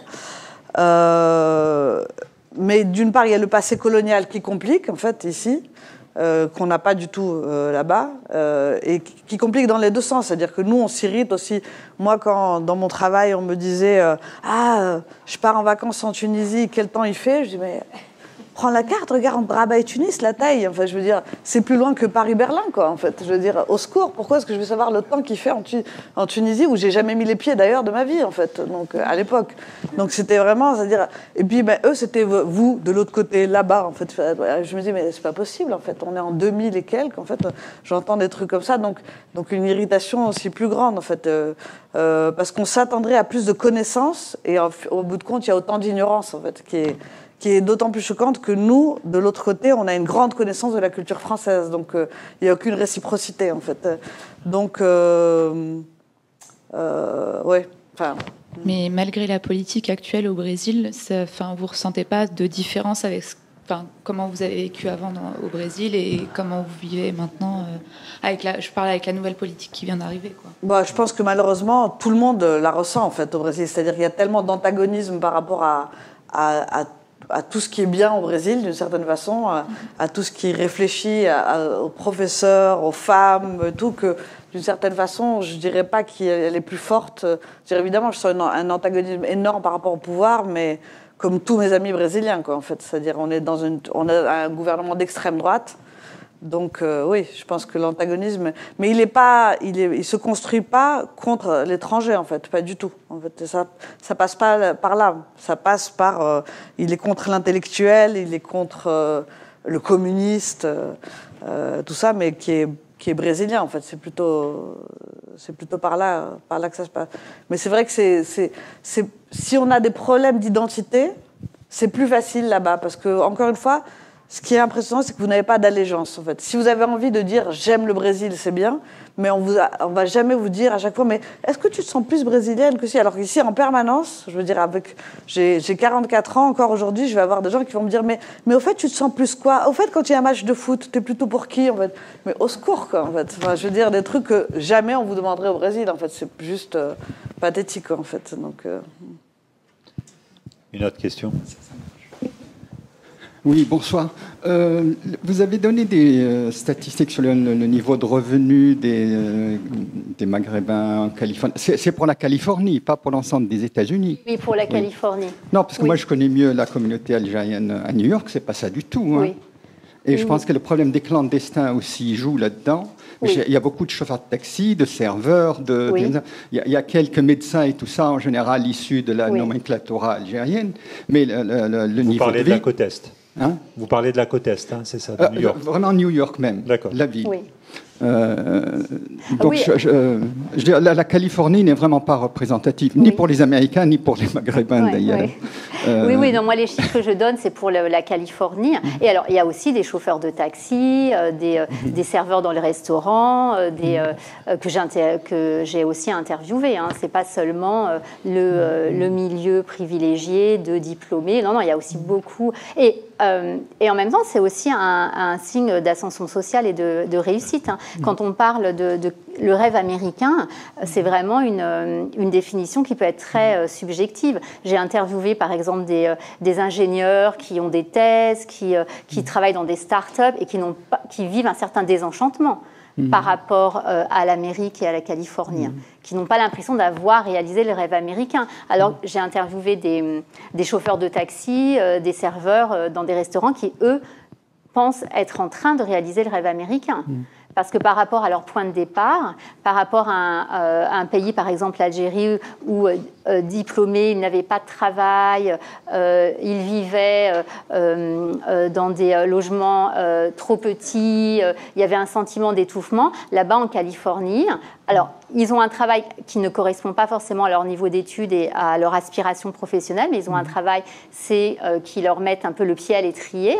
Ils ont une voiture, ça aussi c'était important pour certains, de pouvoir circuler librement.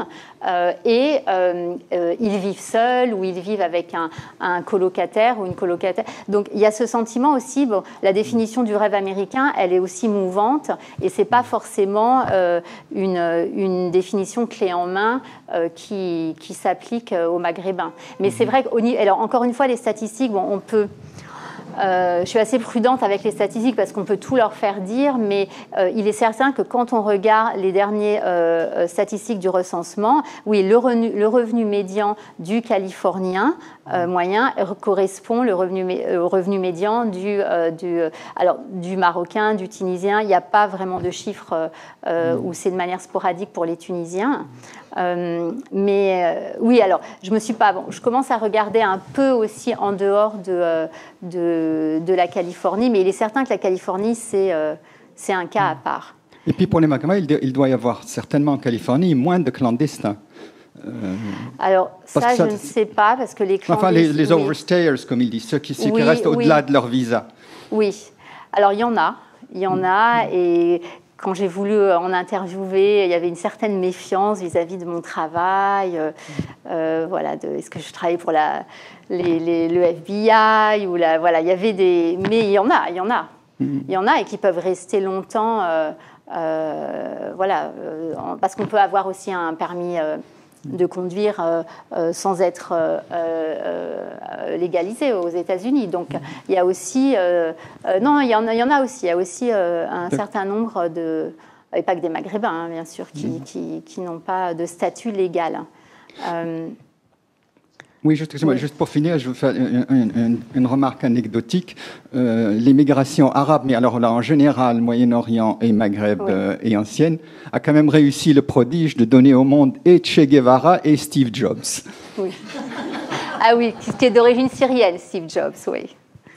C'est D'ailleurs, vrai. dans le livre, vous racontez, si vous allez, puisque vous êtes de New York, à Ellis Island, il y a la photo d'un Algérien dont on ne connaît pas le nom, qui est arrivé à la fin du 19e siècle aux États-Unis. Il y a un portrait. Qui est à Ellis Island. C'est fascinant. Hein. On ne sait pas comment cette personne est arrivée là-bas, mais en tout cas, la légende, c'est quelqu'un venu d'Algérie à la fin du 19e siècle. Au moment de l'indépendance, il y a un Américain qui a envoyé à El Moujahid un truc recherchant ses parents parce qu'il était parti à la fin de la guerre de 14 avec les premiers djihadistes. Et donc, au moment où il a appris que l'Algérie était devenue indépendante, il recherchait si quelqu'un le connaissait encore. Donc, il y a peut-être aussi une petite émigration à la fin de la guerre de 14. Ah oui. Monsieur Bonjour. À vous écouter, je me demande quelle est la pertinence de parler de communauté, puisqu'il n'y en a pas, arabe, dans les pays, tant en Californie qu'en Amérique latine, puisque visiblement, il n'y a aucune entraide particulière entre cette soi-disant communauté, que chacun de ses membres épouse les intérêts de la classe à laquelle il appartient. Je ne pense pas que Carlos Slim ait beaucoup d'amitié, ne porte beaucoup de sympathie aux ouvriers ou aux employés, fussent-ils arabes. Et de la même manière, en Californie, d'après ce que vous dites, les gens vivent d'une façon, les Maghrébins vivent d'une façon assez individualiste, sans référence identitaire, culturelle, ni... Et est-ce qu'il y a, alors pour le coup, la question, est-ce qu'il y a des associations d'entraide? Est-ce qu'il y a des associations culturelles? Et dans un autre cas. C'est tout à fait... non, je pense que je suis allée dans le sens inverse, c'est-à-dire qu'au contraire, il y a cette association qui existe depuis 25 ans, cette association algérienne dans le cadre de la baie de San Francisco, où il y a vraiment à la fois du lien social et de solidarité avec les Algériens et les Maghrébins aussi, de manière plus élargie, qui va au-delà des différences de classe sociale. Au contraire, il y a vraiment une grande solidarité. J'ai notamment un chapitre sur le rapatriement des corps, par exemple, au moment d'un décès. Et là, il y a la communauté au niveau de cette association qui va se mobiliser pour financer le rapatriement du corps ou pour financer, je parle aussi de femmes qui se retrouvent, des femmes enceintes qui sont abandonnées par leur conjoint, par leur mari, et c'est l'association qui va les aider au moment de la naissance. Non, il y a vraiment l'association, et il y en a plusieurs en Californie. Il y en a aussi parce que, je me suis concentrée sur San Francisco, mais j'ai aussi interviewé des Maghrébins à San Diego et à Los Angeles. Donc il y a plusieurs associations qui à la fois permettent d'avoir une visibilité culturelle et de promouvoir le Maghreb ou l'Algérie ou le Maroc en fonction de l'association, et en même temps de la solidarité entre les différents ressortissants du même pays. Non, il n'y a pas de... Les différences, c'était plutôt entre les origines ethniques. C'est-à-dire, il y a les Juifs maghrébins qui vivent, qui se réunissent entre eux. Et il y a un réseau professionnel, notamment juifs maghrébins, assez actif. Et les Algériens nationaux qui ont cette association. Mais au niveau des classes sociales, non, il y a vraiment un effort de solidarité, a fortiori aux États-Unis, où par exemple il y a une couverture sociale qui peut être complètement inexistante. Donc l'association est là aussi pour pallier le manque de solidarité sociale ou nationale au niveau de l'Amérique. Mais non, il y a vraiment au niveau des classes sociales une interaction, un mélange et une solidarité. En Amérique latine, je dirais que c'est différent et j'irais plus dans votre sens. Il n'y a pas de vraie communauté et je pense qu'une des raisons pour lesquelles il y a eu autant de mythes qui ont été adoptés partout, c'est aussi ça, c'est-à-dire comment se créer une communauté qui ne l'est pas véritablement. C'est-à-dire c'est très fragmenté, on vient d'endroits différents, on vient de religions différentes et tout. Et donc on a accepté cette image orientalisante, encore une fois, aussi pour créer quelque chose qui fonctionne pour les autres et pour nous-mêmes. Il y a des associations, mais en fait, elles sont essentiellement élitistes, c'est-à-dire les clubs, les centres syrio-libanais qui sont très très importants et qui continuent à être très importants aujourd'hui. Les restaurants syrio-libanais, tout. On se rencontre en grande famille syrio-libanaise, mais c'est du maintien d'élite en fait. C'est une logique de club comme un Rotary en fait, d'une certaine façon. Où on va maintenir ce lien et on va faire des fêtes et on va se retrouver autour de la gastronomie et tout en ayant un grand ancrage local et une revendication culturelle faite par ses propres gens. Donc par exemple, un Slim va en permanence dire que s'il a réussi, c'est parce qu'il est d'origine libanaise, même s'il est le porte-parole du nationalisme mexicain, en fait. Donc c'est un peu étrange, mais il n'y a pas de solidarité de classe. Éventuellement, dans un monde musulman, en fait, oui, dans ces cas-là, c'est plus autour de la petite mosquée et tout, mais c'est tout petit dans ces cas-là. C'est vraiment et dans ces cas-là, c'est pas forcément lié à l'immigration, parce qu'aujourd'hui, il y a un mouvement assez important au Brésil, par exemple, de gens qui se convertissent à l'islam et qui n'ont absolument rien à voir avec le monde arabe. C'est souvent des Noirs, en fait, des périphéries, et qui mettent en parallèle, d'une part, parce qu'il y a historiquement, en fait, au XVIe siècle et au XVIIe siècle, il y a eu une grande résistance d'esclaves noirs musulmans. En fait, on n'y pense pas, mais en fait, on a aussi amené des musulmans à ce moment-là au Brésil et qui ont été la communauté qui a le plus résisté. Donc, c'est resté comme le visage de la résistance noire de l'esclavage. Une partie est musulmane. Donc, il y a une partie du monde noir qui récupère ça. Il y a une partie hip-hop qui récupère ça aussi. Tout ça, encore une fois, c'est très marginal. Mais du coup, autour de la mosquée, par exemple dans les banlieues de São Paulo et tout, il y a ça, c'est assez fort. Mais c'est autant le noir qui est là depuis toujours que le descendant de Libanais qui est là depuis une génération seulement, en fait. Donc c'est plus une entraide religieuse que communautaire.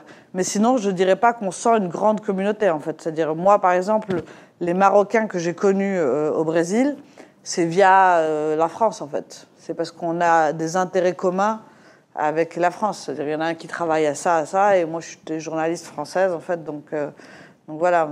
Et on est tous les deux invités à un événement organisé par la France. Et tout. Mais il n'y a pas du tout de club d'aucun type d'assistance, en fait, encore une fois, qui ne soit pas essentiellement pour le maintien des élites, quoi, en fait. Mais encore une fois, c'est aussi parce que c'est beaucoup plus ancien comme migration. Donc c'est aussi lié à ça. Il y a très peu d'Arabes qui arrivent aujourd'hui en Amérique latine, quoi, en fait. Il y a des Palestiniens qui arrivent, qui sont reçus régulièrement. Il y a des réfugiés. Il y a pas mal de Syriens et tout. Mais il n'y a pas une grande solidarité. Il y aura plus de solidarité du mouvement des sans-terre envers eux que des grands banquiers d'origine libanaise, en fait, qui vont se dire oulala, ceux-là ils squattent n'importe où, en fait. Donc où il y a vraiment la différence de classe est très très claire, en fait. J'ai une question qui est peut-être anecdotique, hein, mais je rebondis dans votre livre, vous racontez qu'il y a je sais pas, il y a une manifestation et il y a un événement organisé par cette association algérienne et il y a des gens qui brandissent des drapeaux algériens. Bon, ça vous savez que c'est un épisode fréquent en France, hein, et un peu dans tous les stades du monde. Non, mais je reviens à cette question. Est-ce qu'on voit des drapeaux dans les deux cas? Est-ce qu'on continue? On voit les drapeaux maghrébins des deux côtés? Alors, le drapeau algérien, effectivement, à l'association, pour les événements solennels ou pour la Coupe du Monde de foot, parce que ça a été vraiment un moment, notamment en 2014, de fierté algérienne. Il y a le drapeau algérien et le drapeau américain. Donc, il y a les deux drapeaux qui sont brandis. Est-ce que ça choque le Californien? Non, pas particulièrement. Je ne pense pas que ça choque. Alors après, c'est dans un cadre communautaire. Et par exemple, l'association algérienne se réunit dans le centre culturel arabe local. D'accord. C'est-à-dire qu'il y a un centre culturel arabe qui va accueillir l'association algérienne, mais aussi une association syrienne ou irakienne ou palestinienne. Donc, ils peuvent jouir des locaux comme ils le souhaitent. Et en fait, là, dans ce cadre-là, il va y avoir les deux drapeaux. Mais je n'ai pas... parce que ça, c'est aussi... je voudrais rebondir sur la question précédente. C'est... en Californie, il y a ce sentiment d'être vraiment pleinement accepté, de ne pas avoir ce sentiment de stigmatisation en tant que maghrébin qu'on a pu vivre en France. Donc il y a pas le fait qu'il y ait cette ignorance, ça peut être aussi quelque chose de positif, puisqu'il n'y a pas ce passif colonial, il n'y a pas ce sentiment de déni de légitimation parce qu'on est maghrébin, et à la fois, il y a une relation complexe envers la France et ambivalente, parce que dans bien des cas, c'est en France qu'on a pu faire des études pour pouvoir après, c'est comme un tremplin, pour pouvoir venir aux États-Unis. Donc la relation avec la France est vraiment complexe, qui est à la fois un repoussoir pour le racisme, pour les discriminations sociales, et en même temps un lieu où on a pu acquérir, notamment les femmes. Je pense aussi aux femmes et les femmes algériennes en particulier, ce sentiment d'émancipation que la France a pu leur apporter et qui fait qu'elles sont aussi parfois plus attachées à la France que leurs conjoints qui regardent plus vers l'Amérique ou vers la Californie. Donc il y a vraiment une nuance d'attitude qui fait que... et le rapport à la religion aussi. Ce sentiment que quand on est musulman pratiquant, on vit mieux sa religion en Californie qu'en France. Notamment pour les femmes qui portent le foulard, on est loin d'une crispation identitaire, même si maintenant, avec l'élection de Trump, la montée du sentiment anti-musulman est réelle. Elle ne date pas de Trump, mais elle est réelle. Mais le rapport à la religion et à la religion musulmane est vraiment différent là-bas qu'ici. Moi, le seul endroit où j'ai vu les drapeaux, c'est à Foz de Iguaçu, donc à la triple frontière, encore une fois, où il y a une grande concentration libanaise et de gens qui sont toujours libanais, parce qu'ils sont arrivés il n'y a pas très longtemps, en fait, sur les 30 dernières années, qui sont aussi brésiliens, mais qui sont aussi libanais. Et en particulier, il y avait une réunion de scouts, et là, c'est scouts libano-brésiliens, donc il y avait les deux drapeaux, et il y avait un ministre libanais qui était là, parce qu'il y avait des élections, et donc on voulait leur vote, en fait. Donc ils étaient là pour faire campagne aussi, en fait. Exactement, il y avait une raison électorale. Sinon, c'est vrai que le seul drapeau non brésilien qu'on voit maintenant, actuellement, c'est le drapeau d'Israël, parce que qui est lié à Bolsonaro, en fait. C'est-à-dire, mais qu'on voit maintenant dans toutes les manifestations. Pour le coup, c'est impressionnant. Le drapeau d'Israël est dans toutes les manifestations de droite, en fait. Mais c'est le seul, en fait. Sinon, c'est pas du tout quelque chose qui est fréquent, quoi, en fait. Justement, ces communautés dont vous parlez, par rapport à la Palestine, à la question palestinienne, comment ça se passe? On n'en parle pas, c'est tabou? Ça dépend beaucoup. Le Chili, par exemple, même si c'est vraiment tout au bout, très loin, en fait, le Chili, c'est 5000 km de long et 100 de large, donc, mais c'est une énorme communauté. Avec un club de foot très connu. Exactement, en fait. Donc c'est une très très grande communauté palestinienne, la plus importante du monde arabe, du monde latino. Et donc là, oui, c'est un endroit où on a une sensibilité à la question palestinienne, en fait. Après, dans le reste de la région, beaucoup moins.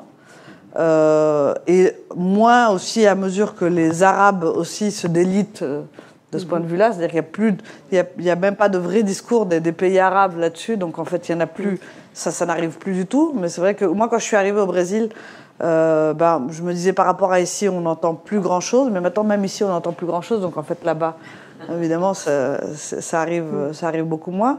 Et pour une partie, encore une fois, pour revenir à la question évangélique, même si les gens ont aucune idée de ce qu'il y a derrière, en fait, donc il y a une partie de l'électorat de droite très dure qui est pour en finir avec les Palestiniens et tout, parce que c'est l'idée que les évangéliques vont pouvoir avoir leur terre aussi en Israël, en fait. Donc, et d'ailleurs, c'est drôle parce que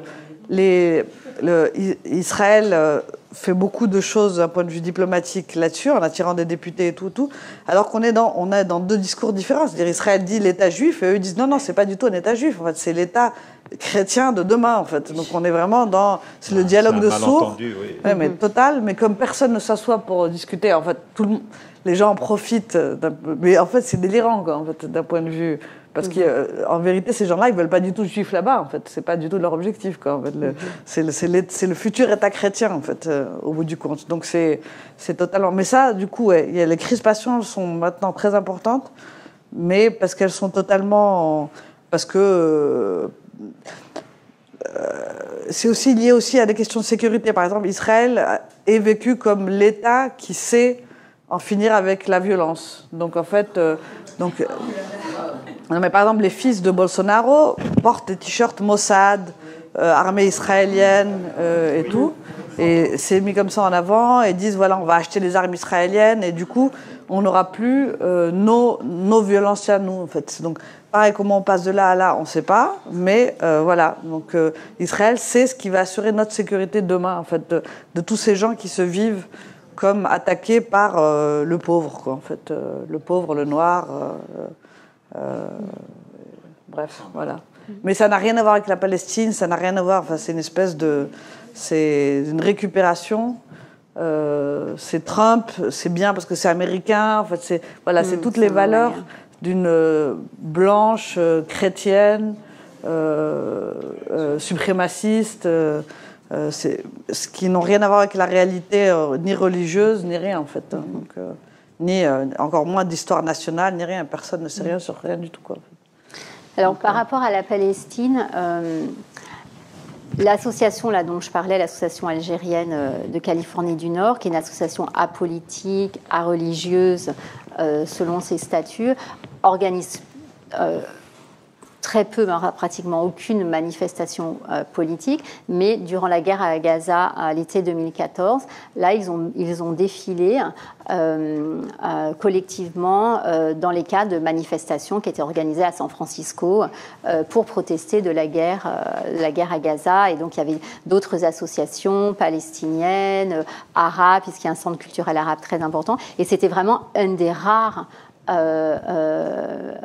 manifestation de solidarité avec la Palestine de l'association algérienne. Parce qu'autrement, je dirais que la question en Californie est présente, mais elle n'est pas vécue de manière collective, il n'y a pas de revendication. Et effectivement, face aussi aux dissensions du monde arabe, il y a plutôt un investissement d'un discours autour du Maghreb, et d'un Maghreb uni, ou voilà, du rêve d'un Maghreb uni, qu'ils investissent que la question palestinienne. Juste avant de terminer, je voulais demander à Akram Belkaïd qui nous parle aussi un peu du Québec, parce que comme il a enquêté sur les Maghrébins au Québec, ça pourrait être intéressant en comparaison avec ce qu'on a entendu. Je dirais que ça ressemble un peu à... Ce serait à mi-chemin entre les deux. Et ce que j'avais constaté, moi, sur place, c'est qu'il y avait tout de même un désenchantement. Il y a une communauté importante. Alors, je n'ai pas les chiffres en tête, mais c'est bien plus important qu'en Californie. C'est une émigration qui remonte aux années 60, puis qui a connu un boom dans les années 80, de par la volonté du Québec d'attirer à lui des francophones en termes de combat identitaire et culturel. Donc il y a énormément de Marocains, d'Algériens et de Tunisiens qui sont partis au Québec, qui ne pouvaient parfois pas venir en France. Donc le Québec est un nouveau débouché pour ces migrants, ces gens qui ont envie de partir ailleurs. Et donc là, on n'est pas dans le cas, par exemple, des étudiants qui sont partis là-bas, qui ne sont pas rentrés. C'est vraiment un truc organisé avec des démarches. Par exemple, les rares fois où les Algériens pouvaient se rendre au Maroc, c'était parce qu'ils avaient un entretien à l'ambassade du Canada, enfin, ou à la délégation générale du Québec pour faire avancer leur dossier. Et donc, sur place, pour résumer, le principal problème qui est là-bas, c'est le vous en parlez un peu sur la Californie, concernant la Californie, c'est le déclassement professionnel. C'est-à-dire que le Québec vous accueille, mais il ne vous garantit pas que vous allez avoir le même niveau de vie ou le même niveau d'emploi. Vous êtes ingénieur algérien, vous êtes médecin, vous arrivez au Québec, on vous aide à vous installer, mais il n'est pas dit que vous trouverez le même boulot et que vous allez avoir le même emploi. Et donc, il y a parfois du désenchantement pour les primo-arrivants qui espèrent que leurs enfants s'en sortiront mieux, mais qui pour eux sont obligés d'accepter.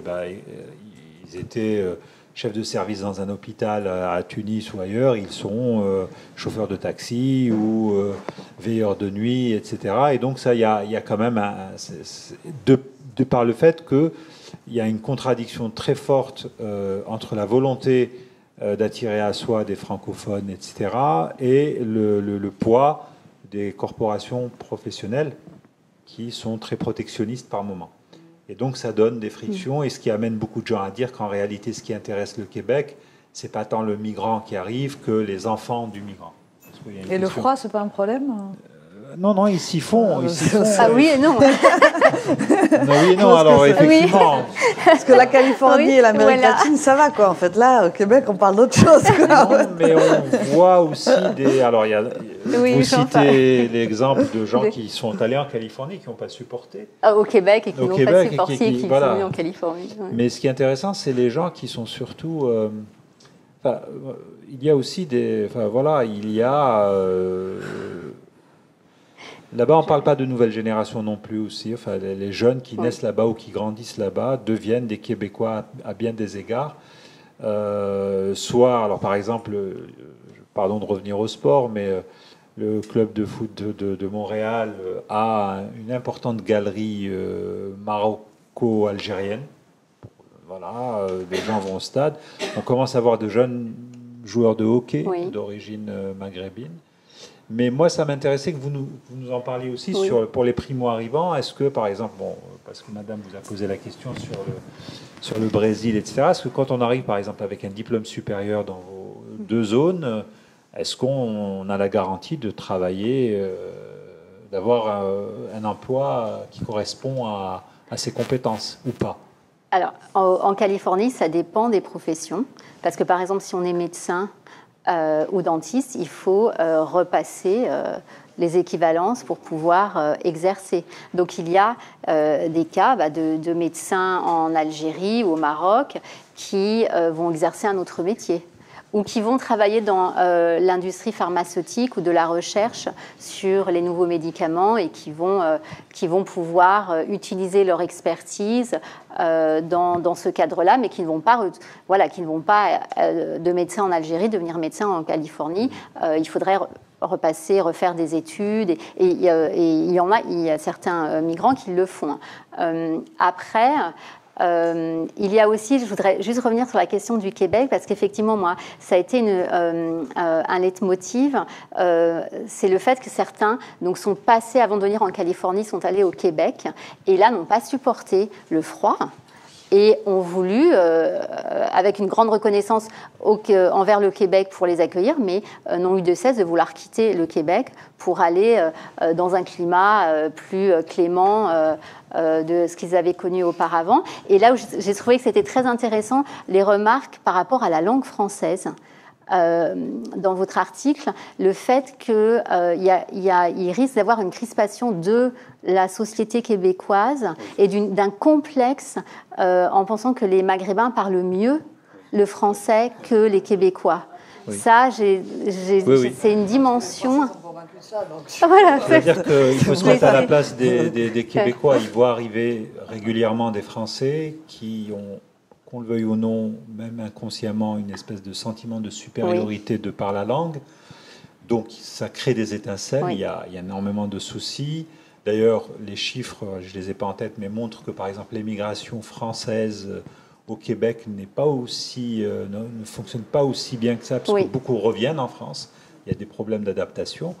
Et puis donc effectivement, les Maghrébins qui arrivent, qui possèdent la langue, pensent que c'est un outil, un avantage, et que parfois ça se retourne contre eux parce qu'on leur explique que ça peut indisposer les collègues de quelqu'un qui parle pointu, comme on dit. pointu.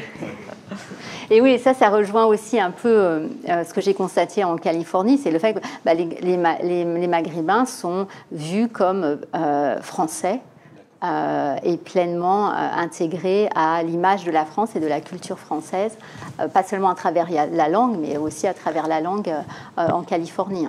La question du déclassement, c'est très différent en Amérique latine. D'abord parce qu'on parle de pays plus pauvres. Donc en fait, vous ne quittez pas votre situation bien dans un pays pour aller être chauffeur de taxi ou garçon de café au Brésil ou au Mexique et tout, parce que vous allez gagner une misère. Donc, alors soit vous étiez déjà mal barré, et donc de fait là vous avez une possibilité d'ascension qui est réelle, c'est-à-dire que le gars qui commence garçon, s'il est un peu malin et tout, qu'il apprend la langue parce que c'est important, mais en même temps il n'est pas obligé de la parler de façon extraordinaire, mais qu'il faut qu'il fasse l'effort de s'intégrer et tout, il peut au bout d'un moment devenir chef de machin, et puis rapidement, il n'est pas coincé en fait.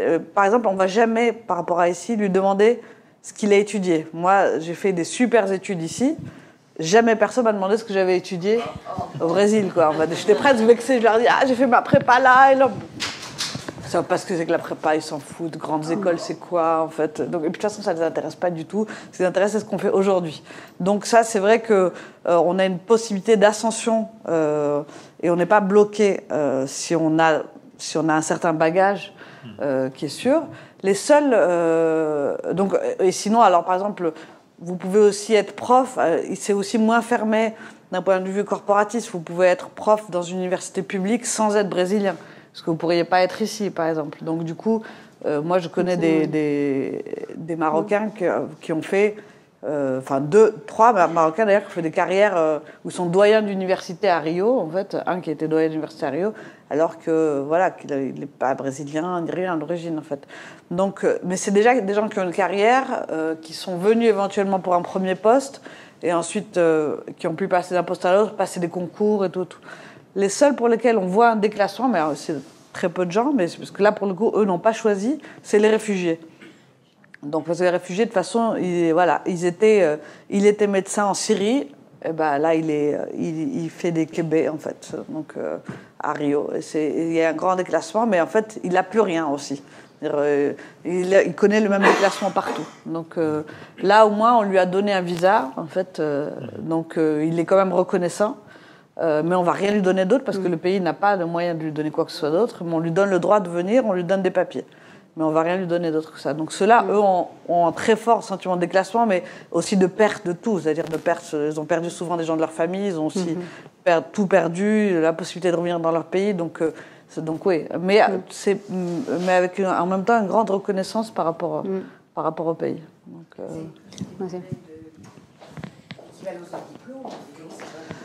il y a des problèmes d'équivalence de diplôme, mais qui se résolvent assez facilement. Parce que, encore une fois, c'est des pays... Mais aux États-Unis... Non, par rapport aux États-Unis, non, c'est différent. Mais c'est des pays beaucoup plus jeunes, en fait, aussi. Donc, où rien n'est totalement écrit, en fait. C'est-à-dire, même cette histoire, si on arrive à rentrer aussi facilement au Brésil, c'est parce que l'idée d'identité brésilienne n'est pas quelque chose... Oui. Quand, par exemple, ici, on a parlé de faire un ministère de l'identité, les gens me posent la question, ils me disent, qu'est-ce que ça veut dire un ministère de l'identité ? En fait, ils ne comprenaient pas du tout. Moi non plus, d'ailleurs, en fait. Hein, mais je veux dire... Oui, mais le Brésil, c'est un pays, à l'origine, c'est un pays de brassage. De passage... de brassage énorme. Oui, non, c'est-à-dire, oui... Tout le monde a des racines complètement... je crois que c'est le pays où il y a le plus de brassage. C'est le passeport le plus recherché par des faussaires, en fait, parce qu'il n'y a pas de visage brésilien. Ça ne veut rien dire. En fait, vous pouvez être noir, japonais, blond aux yeux bleus. Il y a d'un point de vue racial, en fait. Mais justement, c'est-à-dire, c'est plus au Brésil, on voit plus les choses de façon raciale qu'ethnique, en fait. Donc, c'est pour ça qu'on ne sait pas véritablement combien il y a de Libanais, parce que ça ne veut rien dire, en fait. Il y a dans les recensements qui est très très bien fait au Brésil. On vous dit quelle est la couleur dans laquelle vous vous reconnaissez. Alors là, il y a même une chanson très connue qui s'appelle Aquarelle du Brésil, parce que les gens, la couleur qu'ils disent, c'est de tout. Ça va du violet, enfin, c'est la couleur dans laquelle ils se projettent, eux. C'est pas du tout comme aux États-Unis, il faut dire je suis ci ou ça, vous avez le choix, paf. En fait, là, non, c'est vous qui dites votre couleur. Et donc, mais en revanche, je vous dis pas, est-ce que tu es d'origine libanaise ? Donc en fait, le Libanais, il va dire qu'il se sent blanc, ou qu'il se sent marron, ou qu'il se sent... ci ou ça, mais en tout cas, il ne se sent pas libanais, parce que ça, ce n'est pas une question qu'on lui pose, en fait. On ne fait jamais par rapport à l'ethnique, en fait. La question, elle est essentiellement raciale, quoi, qui est un énorme problème, par ailleurs. Je ne veux pas faire croire que tout va bien en Amérique latine et au Brésil. Le racisme est très, très important, mais il est essentiellement... il a plus une logique de classe, en fait. C'est-à-dire un noir qui réussit est un blanc, en fait. Donc... alors que le blanc de favela est un noir, en fait, dans la vision. Donc, elle est géographique et... Sur les passeports américains, il y a marqué caucasien, black. Ah, pas sur les passeports, mais effectivement, au niveau du recensement. Oui, voilà. Bah, par exemple, les Arabes sont caucasiens. Là, il y a tout un débat voilà. Parce qu'il y a un recensement tous les 10 ans. Donc, en 2020, il va y avoir un nouveau recensement. Et il y a eu vraiment toute une action de l'association arabe américaine pour la création d'une nouvelle catégorie qui serait une catégorie MENA, Middle East, North Africa, parce que quand on est d'Afrique du Nord, on est caucasian, donc on est blanc, on est caucasien. Les caucasiens, c'est l'originaire d'Europe, du Moyen-Orient et d'Afrique du Nord. Et j'ai certaines interviews, notamment avec des Marocains qui veulent s'identifier en tant qu'Africains-Américains, en disant, voilà, nous sommes réellement Africains et Américains. Mais la catégorie, c'est caucasien. Et là, donc, il y a eu toute une campagne publique, une pétition pour qu'il y ait une création de cette catégorie MENA, donc Moyen-Orient, Afrique du Nord, qui était soutenue par l'administration Obama, mais qui n'a pas été soutenue par l'administration Bush. Donc, elle n'a pas été avalisée, l'administration Trump. Et en fait, il y aurait, là, ils sont en train de tester deux nouvelles catégories. Ce serait la catégorie libanaise et égyptienne. Et après, donc, ça crée aussi une compétition avec les autres communautés arabes. Ils sont graves. Parce que c'est de l'argent oui. Qui sera, parce que la question du recensement, et c'est aussi la distribution financière, voilà, de subsides. Et donc, s'il y a une reconnaissance officielle des Libanais et des Égyptiens, c'est des communautés déjà ancrées, effectivement, d'un point de vue historique. C'est vraiment les Levantins qui sont arrivés à la fin du 19e avant les Maghrébins, qui est encore une fois une migration très récente, mais ça veut dire aussi que ça va faire perdurer le poids des communautés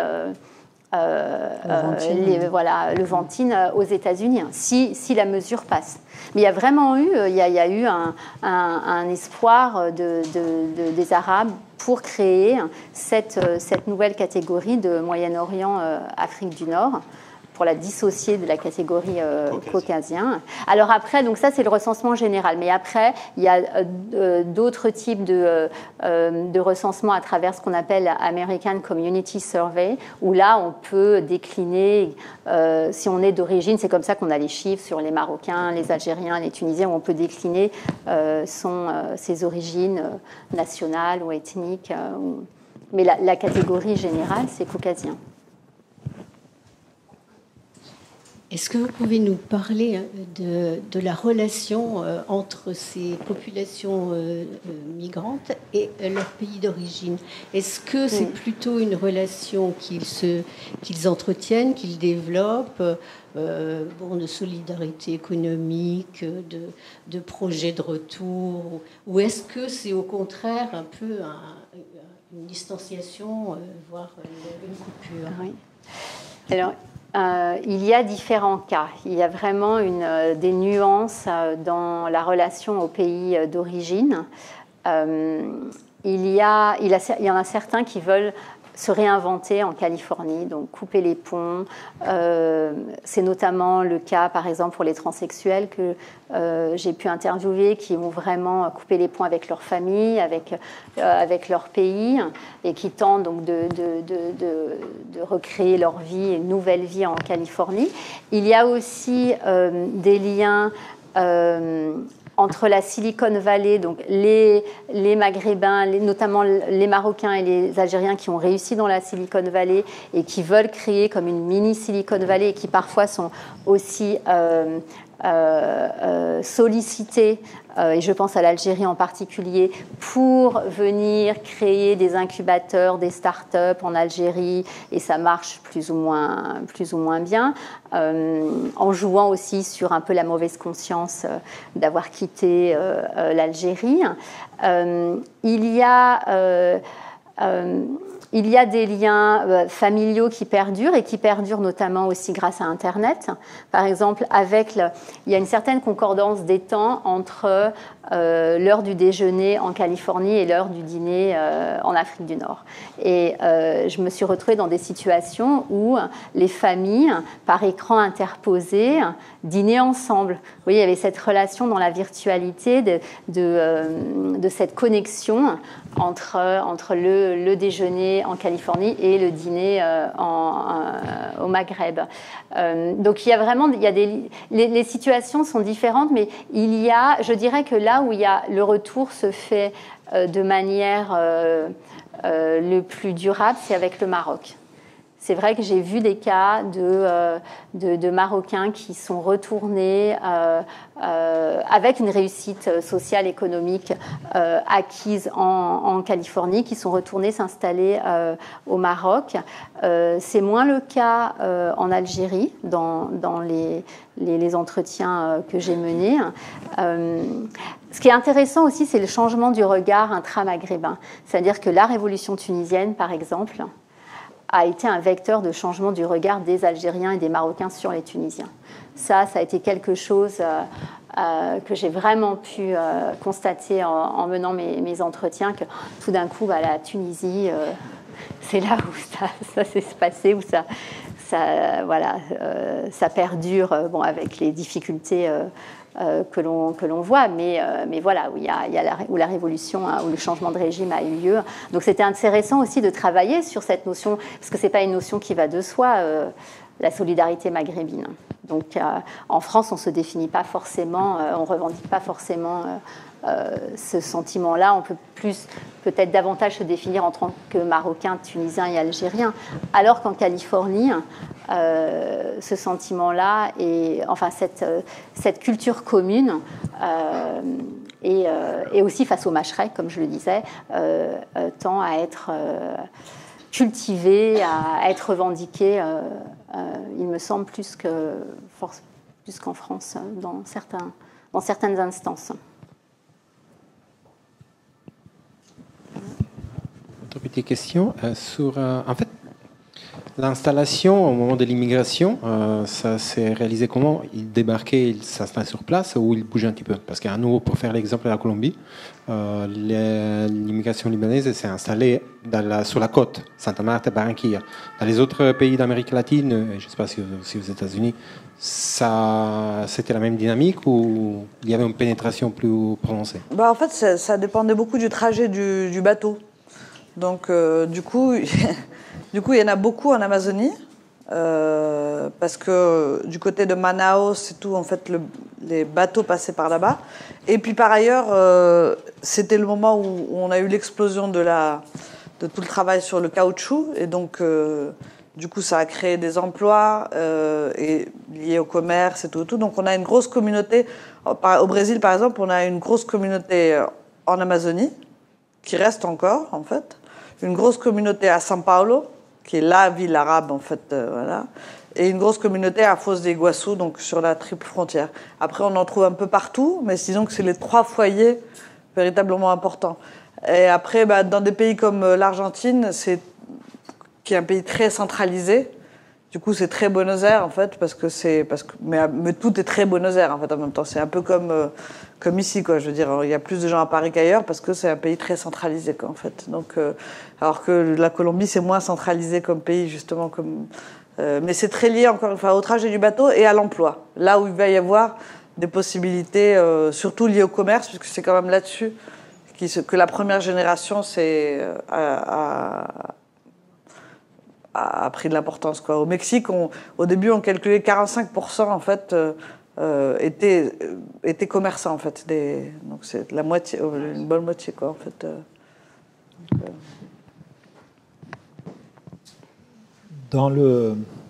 On en a souvent parlé, mais pour revenir un peu, pour faire le continuer sur l'histoire du Québec, mais en revenir à la Californie, le rapport à la France. Le rapport à la France et aux Français. C'est-à-dire qu'en vous lisant, mais aussi de ce que j'ai pu voir au Québec,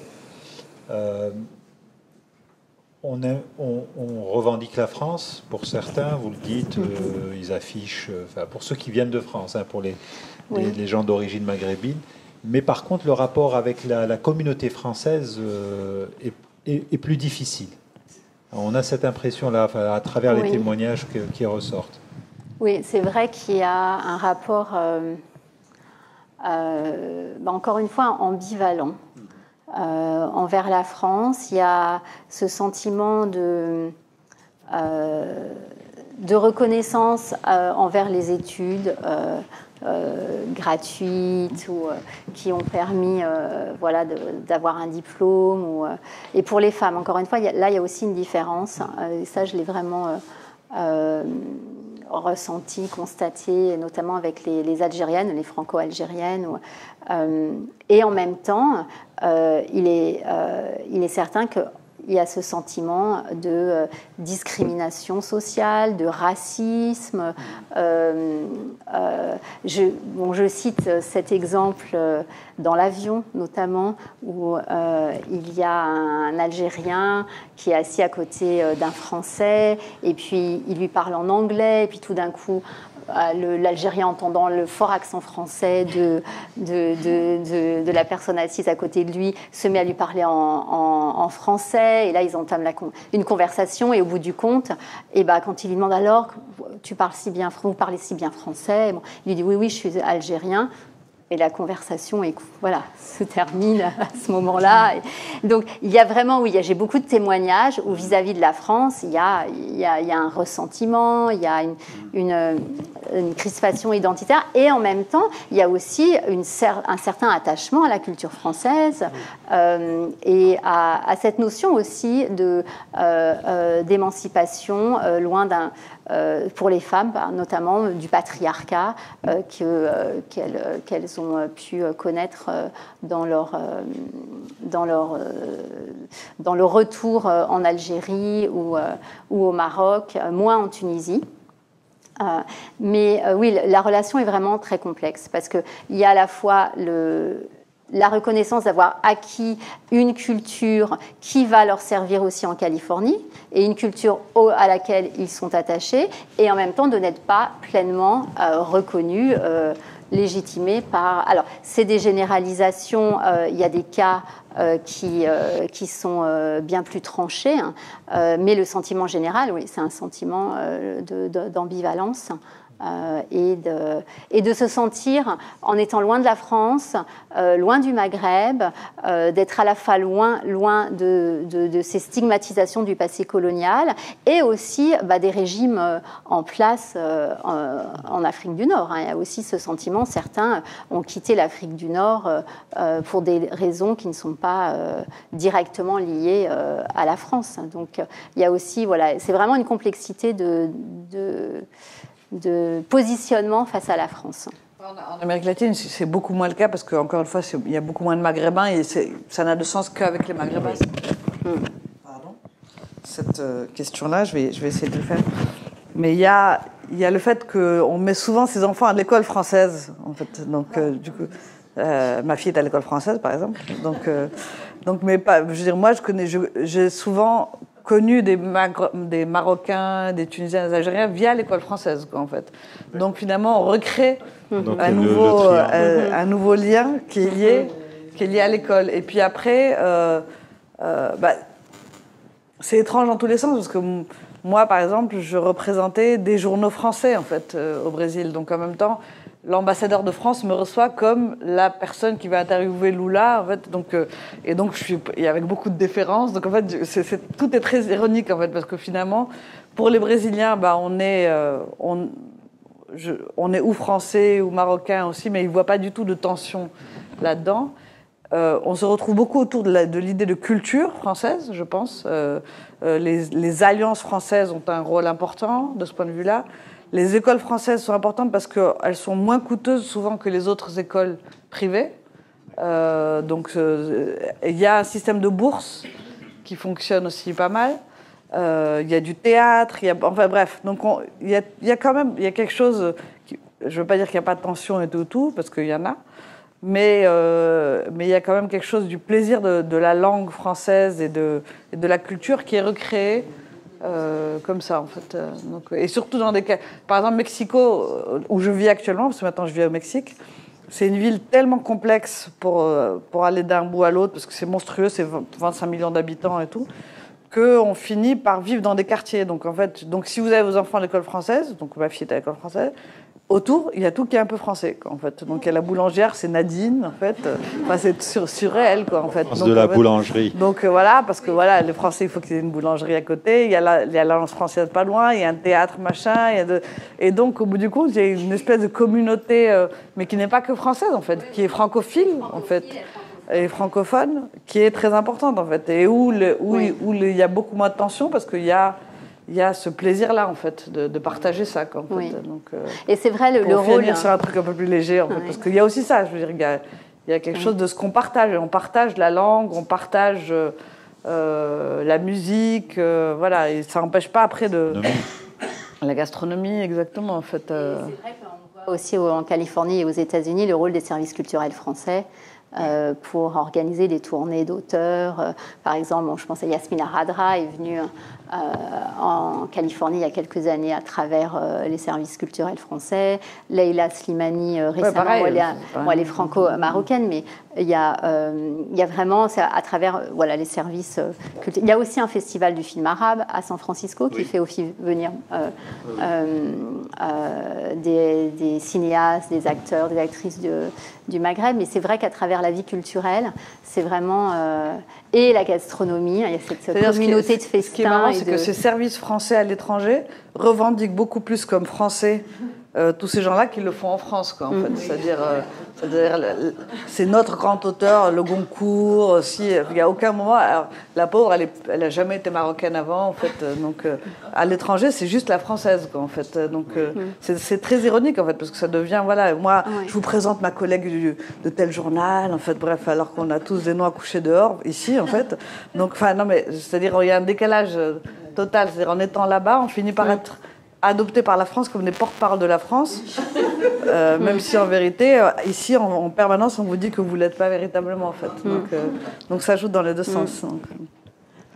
Et aux États-Unis, encore une fois, il y a cette revendication d'appartenance multiple. Oui. Voilà, Leïla Slimani, elle est française et marocaine. Oui. Elle est perçue en tant que telle. Donc, c'est ça, encore une fois, la notion des identités composées est vraiment mise en valeur dans cet extrême Occident, ce Far West californien. Bien.